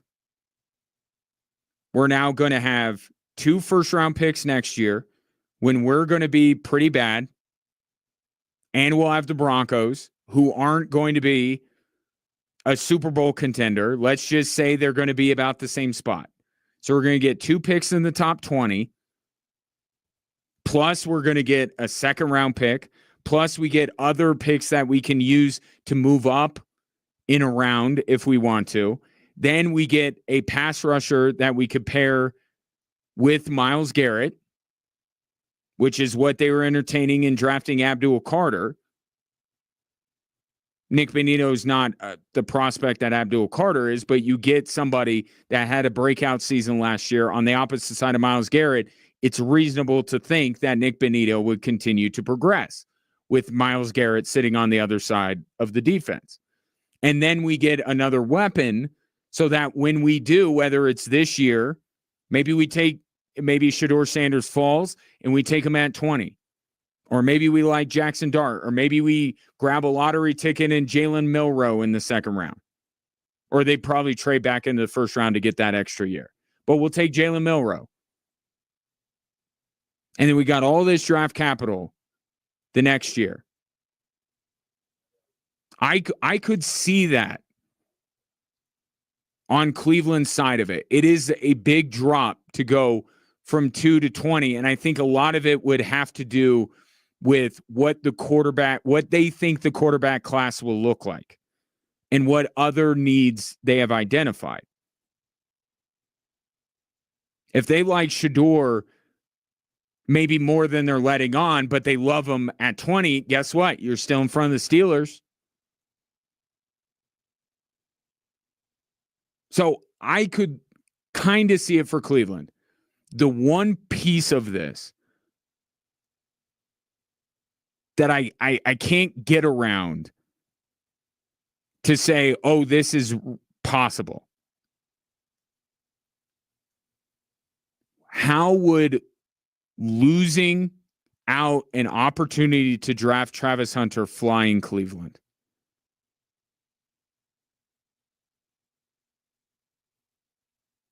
Like right now, how is Andrew Berry going to, on Thursday night after they take whoever they take at 20, sits in front of the media, and the media starts peppering him with questions about why you felt like this trade package was worth it to lose out on a once in a lifetime player.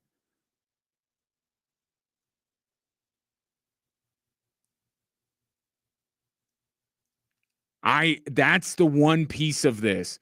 It's not worrying about what they get back. I think that that Broncos don't have a lot of NFL ready players that would be super desirable as a trade piece, but they could offer one or two. They have all their draft capital back. Like I could fit most of this together and talk myself into it, but the last hurdle that I can't get over is how this would go over in Cleveland. Or just how about this? How about from Andrew Berry's perspective? Right? He's going to get all this draft capital. How safe is his job? Because I don't know Jimmy Haslam personally, but I do know the mindset of owners. Man, Travis Hunter would sell a lot of tickets. Now, maybe so would Shador. Maybe that's what Andrew Berry could argue. But what you get with Travis Hunter that I don't even think you get with Abdul Carter is box office. People are going to come out to see Travis Hunter play.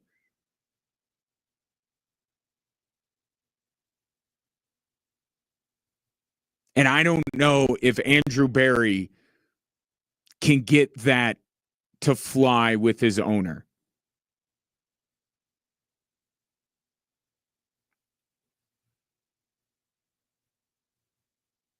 That's the thing that I can't get past that. But if we're just taking it from the Broncos' perspective, and this is what I was talking about, I'm not trading up for Ashton Genty. If to get in front of the Raiders to take Genty, no, I'm not doing that. Tyler Warren, I'm considering it. Travis Hunter is a completely different story. And if the Browns and the Giants are at least willing to pick up the phone, I'm calling them if I'm George Payton. Because you've done all this work with your roster and you have a chance to fit Travis Hunter into it, even if it's little more than a pipe dream. If this is true, that they're at least picking up the phone and not sending you to voicemail, you have to call them.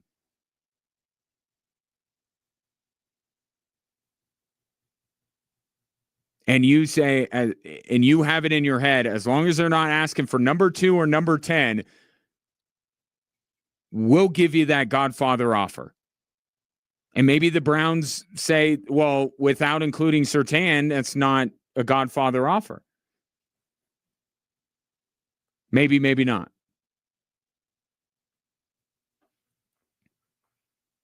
Take your thoughts on it. 719-247-1313. In the meantime, I want to talk to you if you're a man over 40, because you could be struggling with low energy. I don't know. Just asking you. Maybe you're just not feeling like yourself. It could be low testosterone levels. Low T Center's testosterone replacement therapy would be the solution for that. You can get started today by visiting one of their conveniently located clinics, meeting with a medical provider, and getting back to feeling your best. And in the month of April, the consultation is free. Treatment tailor-made just for you, and it's covered by most major insurance. Get treated at one of their centers or from home. Why wait? Book your appointment now to get back to feeling your best at lowtcenter.com. That's lowtcenter.com.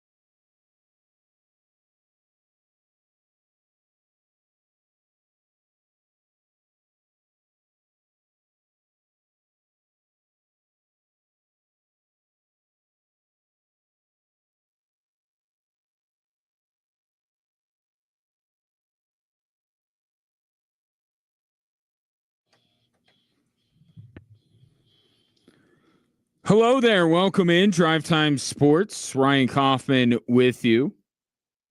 Pleasure to have you, whether you're listening on your radio, streaming the show online at extrasports1300.com, or if you've downloaded the Extra Sports 1300 app, sponsored by Diversus Health, mental health, and well-being for all.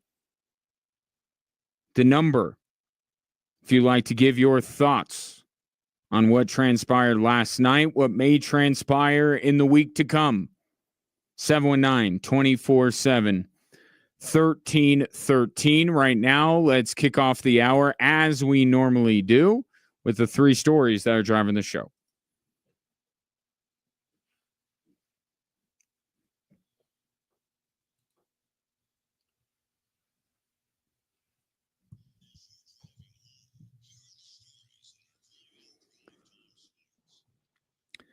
What's driving the show is sponsored by Jason Fields Real Estate, your home field's advantage for winning in the Colorado Springs real estate market. Visit jasonfieldsrealestate.com. Couple of game twos that weren't as much fun as their game ones. Let's start on the ice. Miles Wood across the red line, now into Stars territory, comes loose, hands are changing. Blackwell, one-on-one with Eric Johnson. Blackwell lets it go. Save made by Blackwood. Blackwell got the rebound. He scores. Altitude radio on the call, as heard right here on Extra Sports 1300. It got a little confusing there at the end. Blackwell shooting a puck on Blackwood, but the Stars guy got the better of that exchange, and the Dallas Stars have, and it's not overstating it, they saved their season. They were not going to come back from a 2-0 series deficit with the series going to Denver. They weren't. And in such is overtime hockey. It is a coin flip, and you get a sequence like you had in that overtime where Miles Wood seemed to blow a tire, which was common in that game. Dallas comes back the other way. There's a mad scramble. Mackenzie Blackwood, as he had all night, makes the initial save because he was brilliant.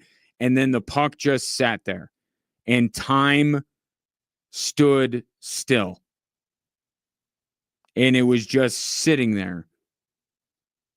And you just knew that that puck was going to somehow, you didn't know the trajectory it would take, but you had to know at that moment that Dallas was going to put that puck into the back of the net. It was just sitting there. And it took a great shot by Blackwell to get that one past Mackenzie Blackwood. But those are the kind of things that can happen in an overtime period where it is sudden death. And it's part of the beauty of the sport, right? There are other sports that you can score goals and you just continue to play till the time's up. I am a big proponent of sudden death. And unfortunately, last night it worked against the Colorado Avalanche. But I thought through 40 minutes of that hockey game, the first two periods, you saw more of the same from the Avalanche being the much better team than Dallas. But Colorado let go of the rope a little bit, and even without Miro Heiskanen or Jason Robertson, Dallas still has enough talent to be able to make you pay. And I thought that they did in that third period, and then we flip a coin in the overtime. But the Avs end up doing the job they came to Dallas to do. And that was to tie the series, or not to tie the series. They wanted to win 2 games, to win at least 1 game. So now they would have home ice. But because they failed to win game 2, now game 3, all of the good things that they've done, and they've done a lot of good in this series, will come completely undone if they don't take care of business tomorrow night at Ball Arena. And could we see Gabriel Landeskog finally? That was the other aspect of last night that I want to get into. And I don't know that I completely changes the game. It was quite convenient that the guy who ended up getting the start, Miles Wood, was the one who had the turnover that eventually led to the game winner. But I'm just talking about from a Gabriel Landeskog perspective. Okay, he's healthy enough to bring to Dallas. He's then healthy enough to activate off of IR. He is then healthy enough to take part in warmups while, by the way, practicing this whole time. Why not just play him? Because there's that, and then there's the game. I don't know how much one impacts the other, but with the idea that Gabriel Landeskog is going to be in this lineup and is going to be expected to contribute, why not bring him in last night if he's good enough, healthy enough to do all of this other stuff? And Jared Bednar said it was Gabriel Landeskog who just wanted to ramp up and go out there, and he already told Miles Wood he was going to play. Okay, but what's the difference here? So you already told Miles Wood that he could play. First of all, this is a business, and these are all adults. You don't have to keep your promise to Miles Wood if Gabriel Landeskog shows that he's good to go. And I think even Miles Wood, as disappointed as he would be, would understand that.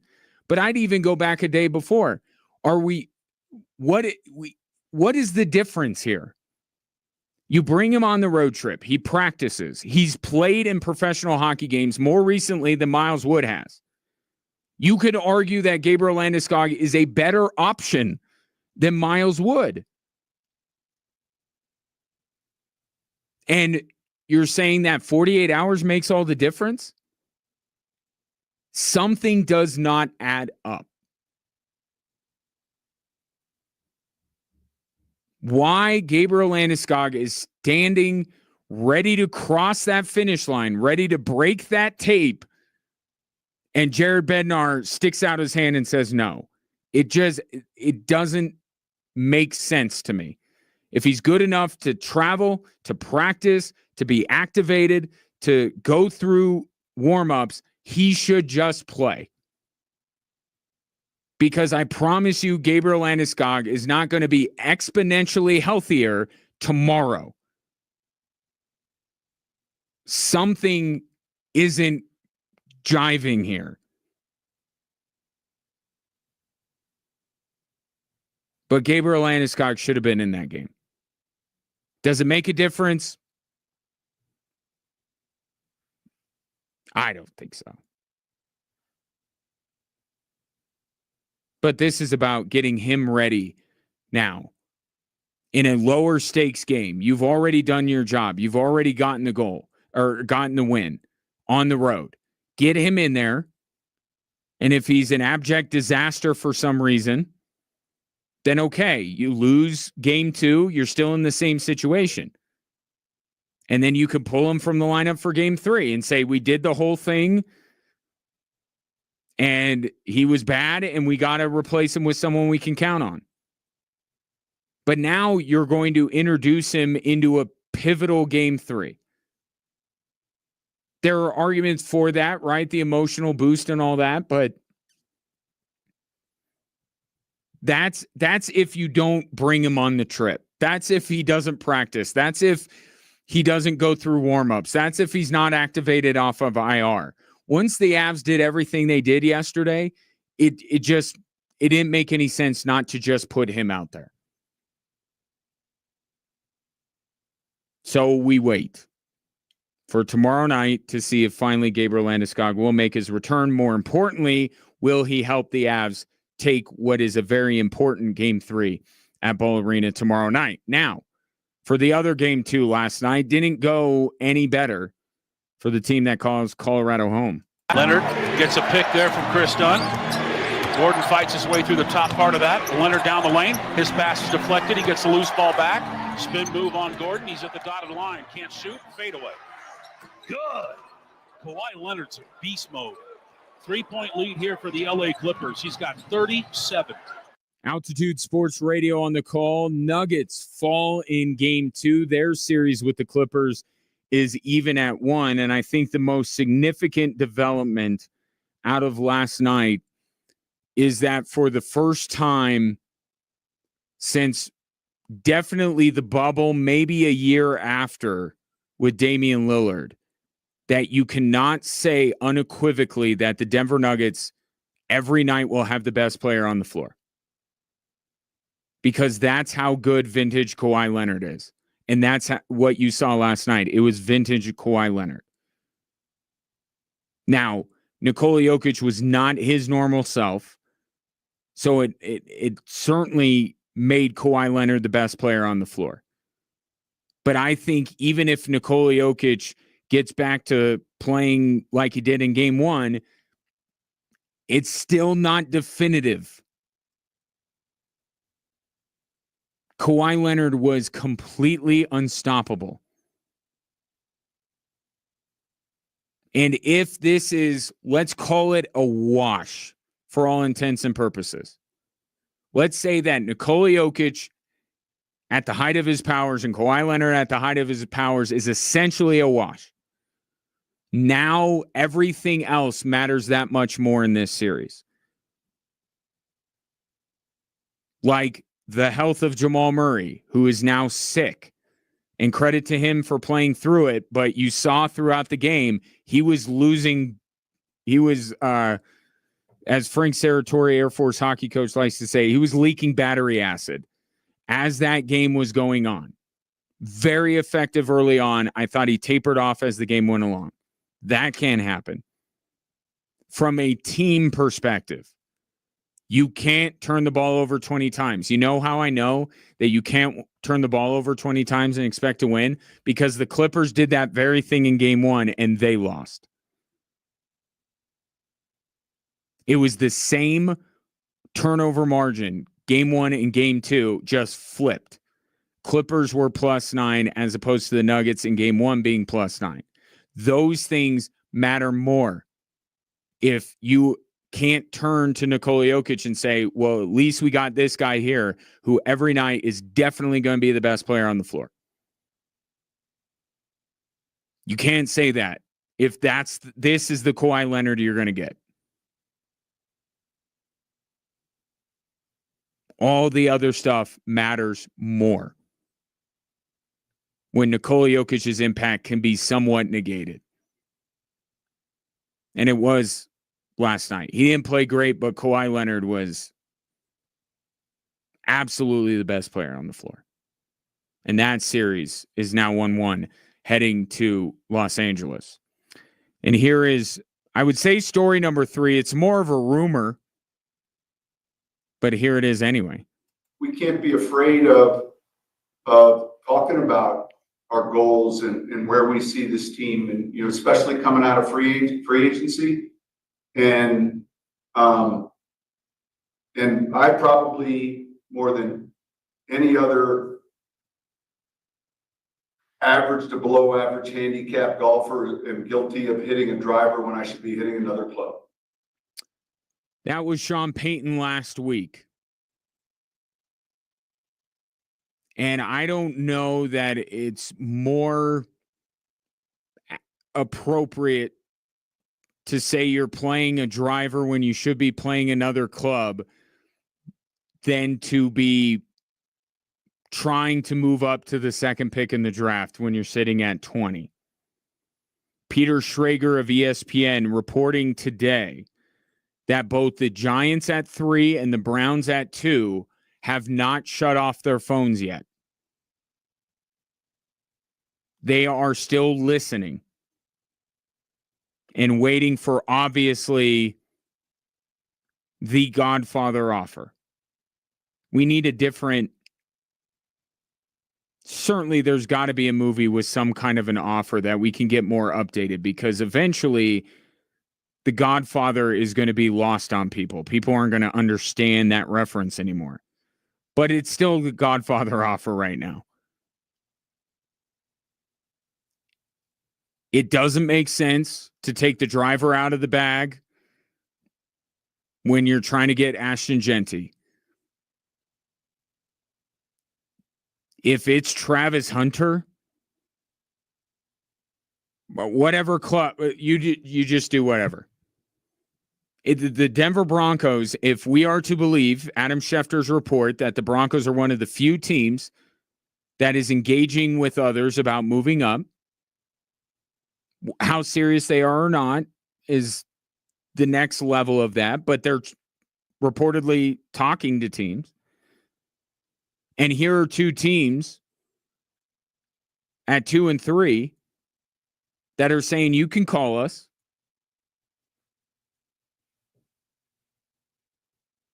Call them. You know, I've talked about the Broncos in a position where they can indulge themselves a little bit with this pick. How about getting the Shohei Ohtani of football? How about getting a player that not only do you turn into the league's most feared cornerback duo, but you also get Bo Nix a weapon that he needs? To me, for the Broncos, as long as they can make an offer that doesn't include Pat Surtain or Bo Nix, everything else is on the table. In 2011, the Falcons traded 2 firsts, a second, and 2 fourths to move from 27 to 6 to get Julio Jones. And I think Julio Jones is a phenomenal player. He is not the prospect that Travis Hunter is. If that's the starting price, I don't even bat an eyelash if I'm the Denver Broncos. And I'm okay with adding more. You want Nick Bonito? Good, then we don't have to pay him. And we could keep doing our thing where we have like 5 or 6 pass rushers that we just send them all at quarterbacks. You want Marvin Mims? Yeah, we kind of worked on this guy. Oh, but we're getting Travis Hunter. All good. No, he's better than Marvin Mims. So to me, with the Denver Broncos, I'm engaging and I got a million different iterations of the trade that I can throw at Andrew Berry to try and get him to bite. And by the way, this is not about Abdul Carter. This can't be about Abdul Carter. If the Broncos want to move up high in the draft, like that high, it's not to take Abdul Carter, it's to take Travis Hunter. The one thing, and I was just talking about this, the one thing that I can't get around, I can actually justify from the Browns' point of view making this kind of a deal with the Denver Broncos. You move back, suddenly, you're able to take the quarterback if you're choosing that's not Cam Ward. You get a plethora of picks that you can use to replenish the talent on your roster. You could get a couple of young up-and-coming players to add to your roster, including one to pair with Myles Garrett to get after quarterbacks. I could actually talk myself into it if I'm Andrew Berry, except for one thing.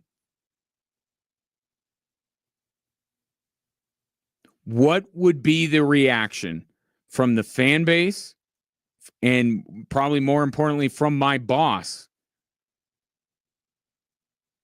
if I passed on Shohei Ohtani? If I said, yeah, he's the Shohei Ohtani of football, we're good here. And that's what I've said. Even though the Browns are a team that I think should be looking quarterback, Travis Hunter is the one player in this draft where everything that I believe about the draft and about draft, strategy, all of it goes out the window because this guy hasn't existed and he may not exist for another 30 years. If I'm Andrew Berry, especially with the lumps I have taken after Deshaun Watson, how do I face my boss, my fans, and the people who cover my team and say all of this is better than Travis Hunter? That's a tough thing to spin. Now, I just watched Nico Harrison spin the Luka Doncic trade. So, I guess I shouldn't be thinking about that too much because there's always Nico. Whenever you think something is so far-fetched that it would never happen, how could you face your fans after doing something? Nico. There's always Nico. And I would say that what the Broncos could offer the Browns would be more than Nico got for Luka. 719-247-1313. Take your thoughts on the three stories that are driving the show. More thoughts on last night, including David Adelman. You can't take your timeouts with you. Should he have used one late in that game?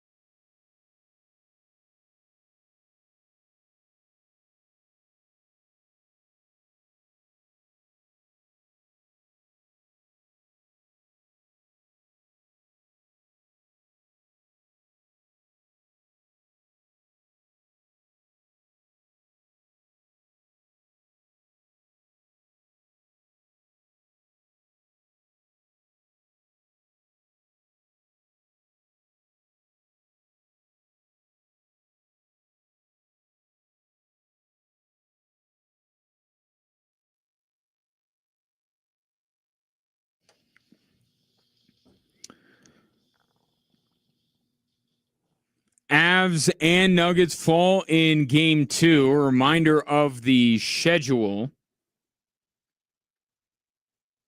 Avs play tomorrow night, all to themselves. Nuggets don't play again until Thursday, which, given how Jamal Murray looked late in that game and how he sounded at the podium, probably a good idea. Probably need an extra day. Jokic looked a little tired towards the end of that game as well. Michael Porter with this shoulder joint thing that he has. Probably not the worst thing. I hate the 2 days in between. But since the Avs play tomorrow night, I'm okay with it. Don't need a repeat of last night, although we might get one. We might get another night where we got, at the same time, Avs and the Nuggets going on. 719-247-1313 is the number. Here's another thing on last night that is getting a lot of run here. David Adelman had a timeout, and he didn't use it on the final sequence, right? Christian Brown head fakes, gets Harden to blow by, takes a three. Didn't look like he was totally set, but open look for sure. They get the rebound. Nikola Jokic has to dribble it back out, turn around, take a three. Should he have passed it to Aaron Gordon or not? But David Adelman could have called timeout either before Christian Brown took that initial three or after Nikola Jokic got the rebound. Could have called the timeout. Here's David Adelman on why he didn't. In transition, I thought we had a chance to get an open three. Numbers were going the other way. Traditionally, they foul up three. I thought we'd get the best opportunity. I thought CV was open when he caught it to shoot it. I know there are going to be, and this is one of those coaching decisions, and now it's two in two games, right? Closing the game with Westbrook in game 1 and not calling the timeout in game 2. Because the backdrop of all of this, we're focused on, are the Nuggets going to get out of this round? But there's a bigger story here where David Adelman could be the next head coach of the Denver Nuggets full time. So there are going to be coaching decisions that we scrutinized, and his decision to play Westbrook at the end of the game was the right decision. It helped them win the game. And some are saying this is a mistake that he made that could have helped the Denver Nuggets. I don't think he's wrong. The Denver Nuggets are the best transition team in basketball. Okay? They were in transition. If you call a timeout, you are essentially taking away one of the things that you can use to negate how good the Clippers are defensively. Like, yes, you get the play you want, but the Clippers also get the defense that they want. So you have a situation where you are out on the break, so the Clippers can't get set defensively. Now, the only place, and I don't know how the only place I could see it is if you immediately take a timeout when Nikola Jokic rebounds the ball. But at that point, it's a mad scramble. You're going to get the timeout. You trust Nikola Jokic to make the right decision with the basketball. I think more of the conversation is, should he, once they got the ball, should he have called timeout? And I don't agree with that. And I thought that Brown was a little bit off, in terms of his shooting posture, but it was an open look with one of the few guys that you actually think may make that shot on the Denver Nuggets. But it in a way, it kind of cuts to the heart of the issue. Nuggets don't have a lot of those guys. If the Nuggets need a three, that's not a great position for them to be in. It just isn't. But Christian Braun is one of the few guys that you say, you know what? Given what I have, I'll take my chances. Because you have to draw up a three. You have to draw up a play. And I'm surprised that the Clippers didn't foul. I really am. And that could have backfired on them. Right? Christian Braun makes that shot, or maybe Nikola Jokic turns around and drains a three. We've seen him do crazier things. And then Ty Lue is getting destroyed because he didn't have his team foul up by 3. So I think David Adelman was right. I think you let that play go because I fear the Clippers more as a set defense than I do getting back in transition.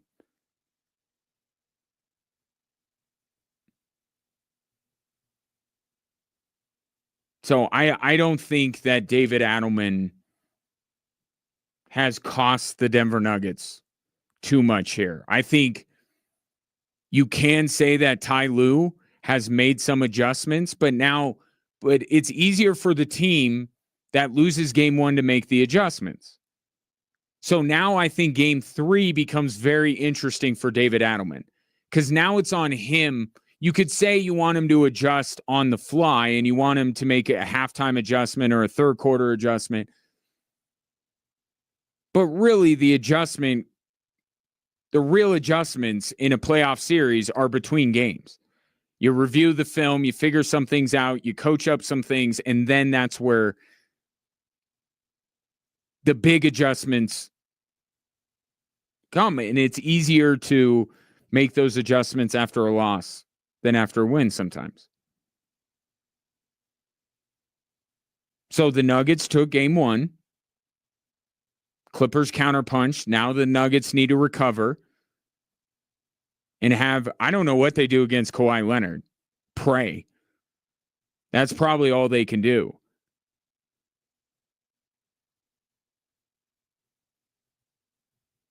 But there are some other things that I'm sure David Adelman will try to adjust. And then I think game 3 becomes a more interesting game to judge David Adelman on.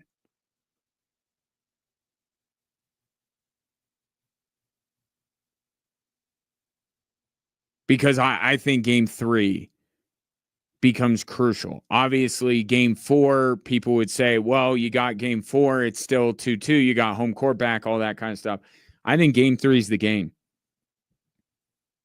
I do. I think if the Nuggets are going to win this series, I think they have to win game 3. Take your thoughts, 719-247-1313. Let's get to a couple of texts here before the break. The Travis Hunter fantasy, if you will, of the Broncos potentially trading up to 2. This, of course, based on Peter Schrager's reporting today that the Giants and the Browns are still listening, waiting to see if they get that offer that's too good to pass up. And it has already been reported that the Broncos are one of the few teams that are making calls to at least gauge what it would take. And I think we can't lose sight of that the Broncos said that last week was about gauging interest, getting the price tag to move up to certain spots. But if the Giants are in, it's really the Browns. I got to stop saying the Giants. It's not the Giants because what I am talking about only works if the Broncos end up with Travis Hunter. I don't even think, as much as I'm a fan of Tyler Warren, I can't even fully justify the Broncos making that big of a move to get him in the top 5. When I talk about trading up for Tyler Warren, I'm talking about trading into the top 10. In a world where Shedeur Sanders goes off the board in the top 3,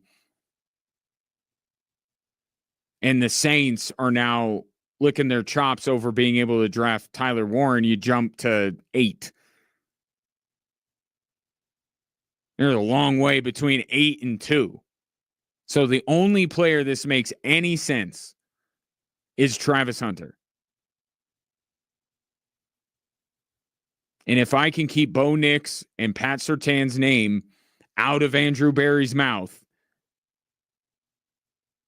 I throw everything at Cleveland and see if I can't make this happen. Logan says Denver should pull a Mike Ditka level trade to get Travis.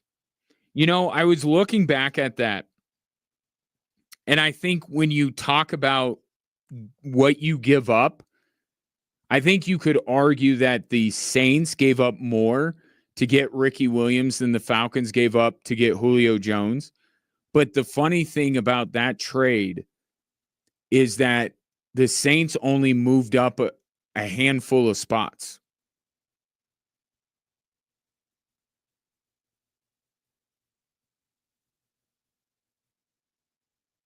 But if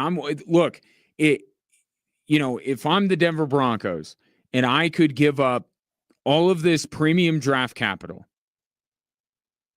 and still be able to keep a couple of day 3 picks for myself. You know, George Payton has done a great job with those kind of picks. Not that you can expect them to be high impact players, but George Payton's done well. If I can keep a couple of those with everything else this team has done, while still in this, and that's the other part that can't be, put aside here. They don't have to pay Bo Nix for years. So you could, using San Francisco as a model. Okay, so you don't have your draft capital. Well, you got your quarterback. You could still, and they're going to have more cap space next year. You can go out and add other things. Now, is that the way for long-term success? No. But if Bo Nix is the right guy, and you have Pat Surtain, the defensive player of the year, and you add Travis Hunter, you got a good start. Yeah, eventually you're not going to be able to afford to just buy players to put on your football team. But you got, 3-4 more years where you can? While, by the way, George Payton's still drafting players, and you have Travis Hunter and Pat Surtain and Bo Nix. To me, the Broncos side of this, to me, is not in question. I don't think that you can argue that the Broncos shouldn't entertain this, as long as, again, no Surtain and no Bo Nix. But our draft capital is on the table. The rest of our roster is on the table. Get your plate, belly up to the buffet, and serve yourself. That side, the Broncos side of it, is the easy side. Why the Browns do this?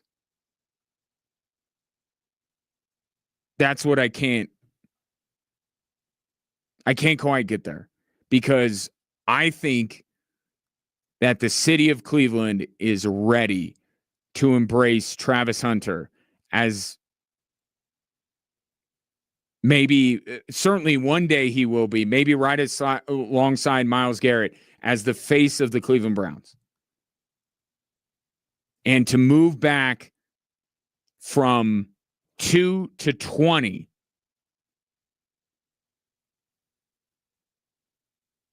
if they were, and this is also another variable you have to factor into it. Right now, we're just talking 1-to-1. Would Cleveland say yes to Denver? Well, if we're having this conversation, guess where else they're having this conversation? Everywhere. If anybody catches wind that the Broncos are trying to make this kind of a move, what's to keep the Raiders from going, hey, we'll give you the same package of picks, and guess what? You only move back a few spots, and we're going to be terrible next year. Well, terrible is strong. We're not going to be good next year. So there's that variable as well, that another team within the top 10 can swoop in and say, wait a minute, we'll do that deal. And our premium draft capital is more valuable than that team where the arrow's pointed up. They're coming off a postseason appearance, and they have a great chance of making the postseason again next year. But that's complicating the issue.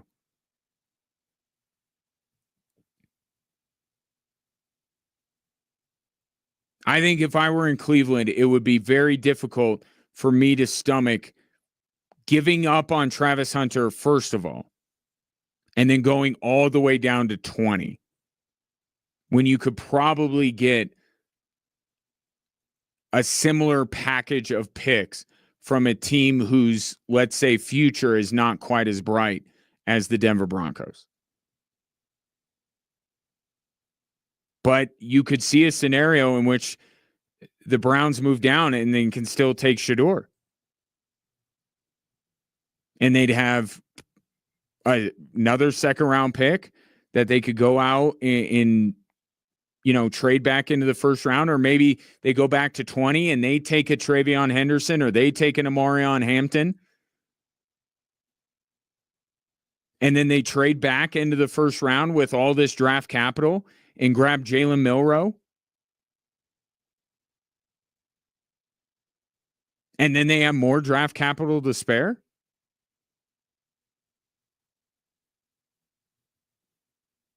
But losing out on Travis Hunter when you have him, that would be tough. That would be tough for Andrew Berry to spin, I think. But that's the last piece of the puzzle. I think I could put everything else together.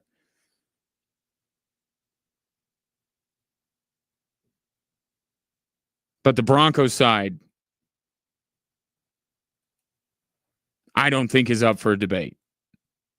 Jersey J, yes, please, Ryan, agree with you. Hunter to the Broncos at 2. Move the mountains to make it happen. Take your thoughts, 719-24-7, 1313, back after this.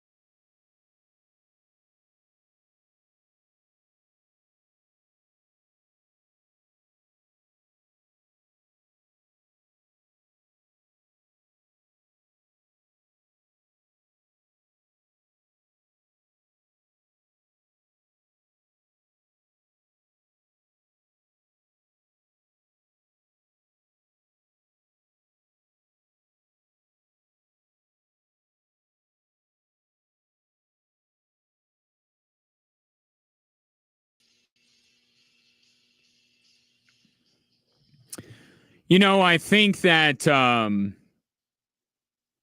I think we have a rational community of sports fans here. I don't get, and I understand a lot of it was in the moment, right? That game last night for the Avs it took its toll emotionally. Like there were 5 or 6 times where you thought that game was going to swing, even in overtime. You felt like there were 4 or 5 moments where you thought the Avs could win. I thought Mackenzie Blackwood, when he made that save where he kicked his right leg out, forget who took the shot. It might have been Duchesne. It definitely wasn't Mason Marchment because he has spent the entirety of this series flopped down on the ice. But Blackwood made that save, and I'm like, that's the kind of save that then leads to a goal, right? Because he made a save similar to that in game 1, and it led to Arturi Lekkonen's goal. So I thought for sure the Avs were going to win when Blackwood made that save. But there's a lot emotionally invested in it. There's a lot of feelings going into this series. And I think people on social media were a bit irrational, thinking that,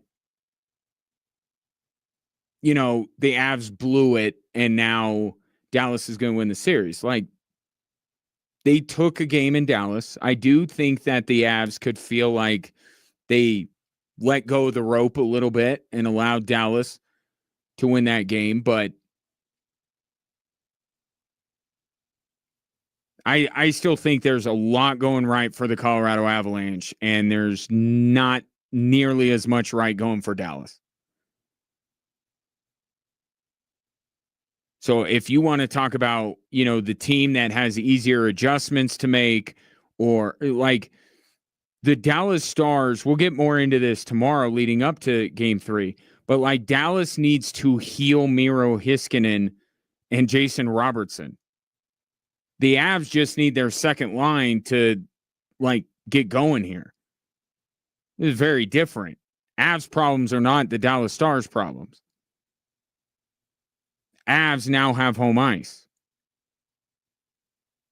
Mackenzie Blackwood has shown in 2 games that he is up to the task in his first playoff games. I honestly don't know how, if you pick the Avs going in, how you're wavering. Through 2 games, there should be no wavering. The Nuggets, I can understand. They lost home court. Kawhi Leonard was completely unstoppable. And you have seen through 2 games, even though the Nuggets were able to weather the storm and win game 1, you've still seen a lot of the things that the Clippers do that really bothers the Denver Nuggets. And then there's the question about the form and health of some of their players. To wit, from the 719, how can Porter be back next year? He usually is sitting in fourth quarter every crucial playoff game. Need a defensive stopper who's a complementary offensive player. Wonder if the draft pick who tore his ACL, Deron Holmes, would have been playing meaningful minutes. Strother, Watson, Westbrook, Canchar, Jordan are all more than replaceable. Now, I think the only reason why Michael Porter was not in that game was because he was hurt. And given the way that final sequence went, and here's where I always land on Michael Porter. If you're looking to improve the Denver Nuggets moving forward, if you're saying this is what the Denver Nuggets need to do to be better next year, this is what they need to add. One of the things is 3-point shooting. Right now, the number of guys that you can trust to hit threes is very small. Michael Porter might be one of them. And he showed that last night. So the issue is that Michael Porter what he does is actually something that the Nuggets so desperately need. But I agree with the sentiment behind your text, because he's not effective in game one. It's almost like, can you get somebody that does the things Michael Porter does, but more consistently? And I was having this conversation with somebody earlier today, and he was telling me how he and his son were texting back and forth about how much more they enjoy watching the Avs than the Denver Nuggets. And I said, I can point out exactly why that is. And it's not just based on, they both lost last night, right? So it's not based on one team being more successful than the other. What it is with the Denver Nuggets, you have a player that plays at a high level, arguably the highest of anyone in the league, consistently every night. You have the most consistent superstar in the NBA in Nikola Jokic, surrounded by some of the most inconsistent players. That's the thing. That's the frustration with the Denver Nuggets, is that it just doesn't feel like, outside of Nikola Jokic, and I'm saying in a more general sense, last night Nikola Jokic certainly had a hand in the Nuggets losing that game. But more often than not, he's playing consistently great, and it's like, well, Jamal Murray's not in the lineup. Now he's in the lineup, but he's hurt. Michael Porter, he's effective. Next game, he's not. Russell Westbrook, that whole experience. And then you have young players like Christian Brown, who's still young, Peyton Watson, Julian Strawther, Jalen Pickett, etc. You have a pillar of consistency in Nikola Jokic, surrounded by a bunch of inconsistent players. And that's why the Nuggets can be so frustrating. Whereas the Avalanche, it's like there's Nathan McKinnon, but you also have Cale Makar. And then you have Valerian Nichushkin, which he brings his own level of frustration, but it has nothing to do with the way he plays out on the ice. And then you have Devon Taves, who's as steady as they go from a defensive defenseman standpoint. Nathan McKinnon is surrounded by, and Arturi Lehkonen. Every playoffs, Arturi Lehkonen's going to show up. Nathan McKinnon is surrounded by other consistent players that are consistent in what they do and what they contribute. Nikola Jokic just doesn't have that. And he's going to have to get that, or else the Nuggets are not going to win this series. Appreciate your patronage. Appreciate the interaction. Tomorrow, it will be heavy on previewing Game 3 of the Avs and Dallas. We'll get more into the draft stuff. Have Joe DeLeon, an NFL draft expert, on our NFL mock draft. Will continue. And we will get to the Denver Broncos tomorrow. Had some scheduling things, and I want to make sure that we're doing all the picks and everything. So that will be tomorrow as well. Enjoy your evening. I don't know what you're going to watch. I know there's a lot of options, a lot of hockey and basketball. So enjoy it, and we'll reconvene tomorrow at 3 here on Extra Sports 1300.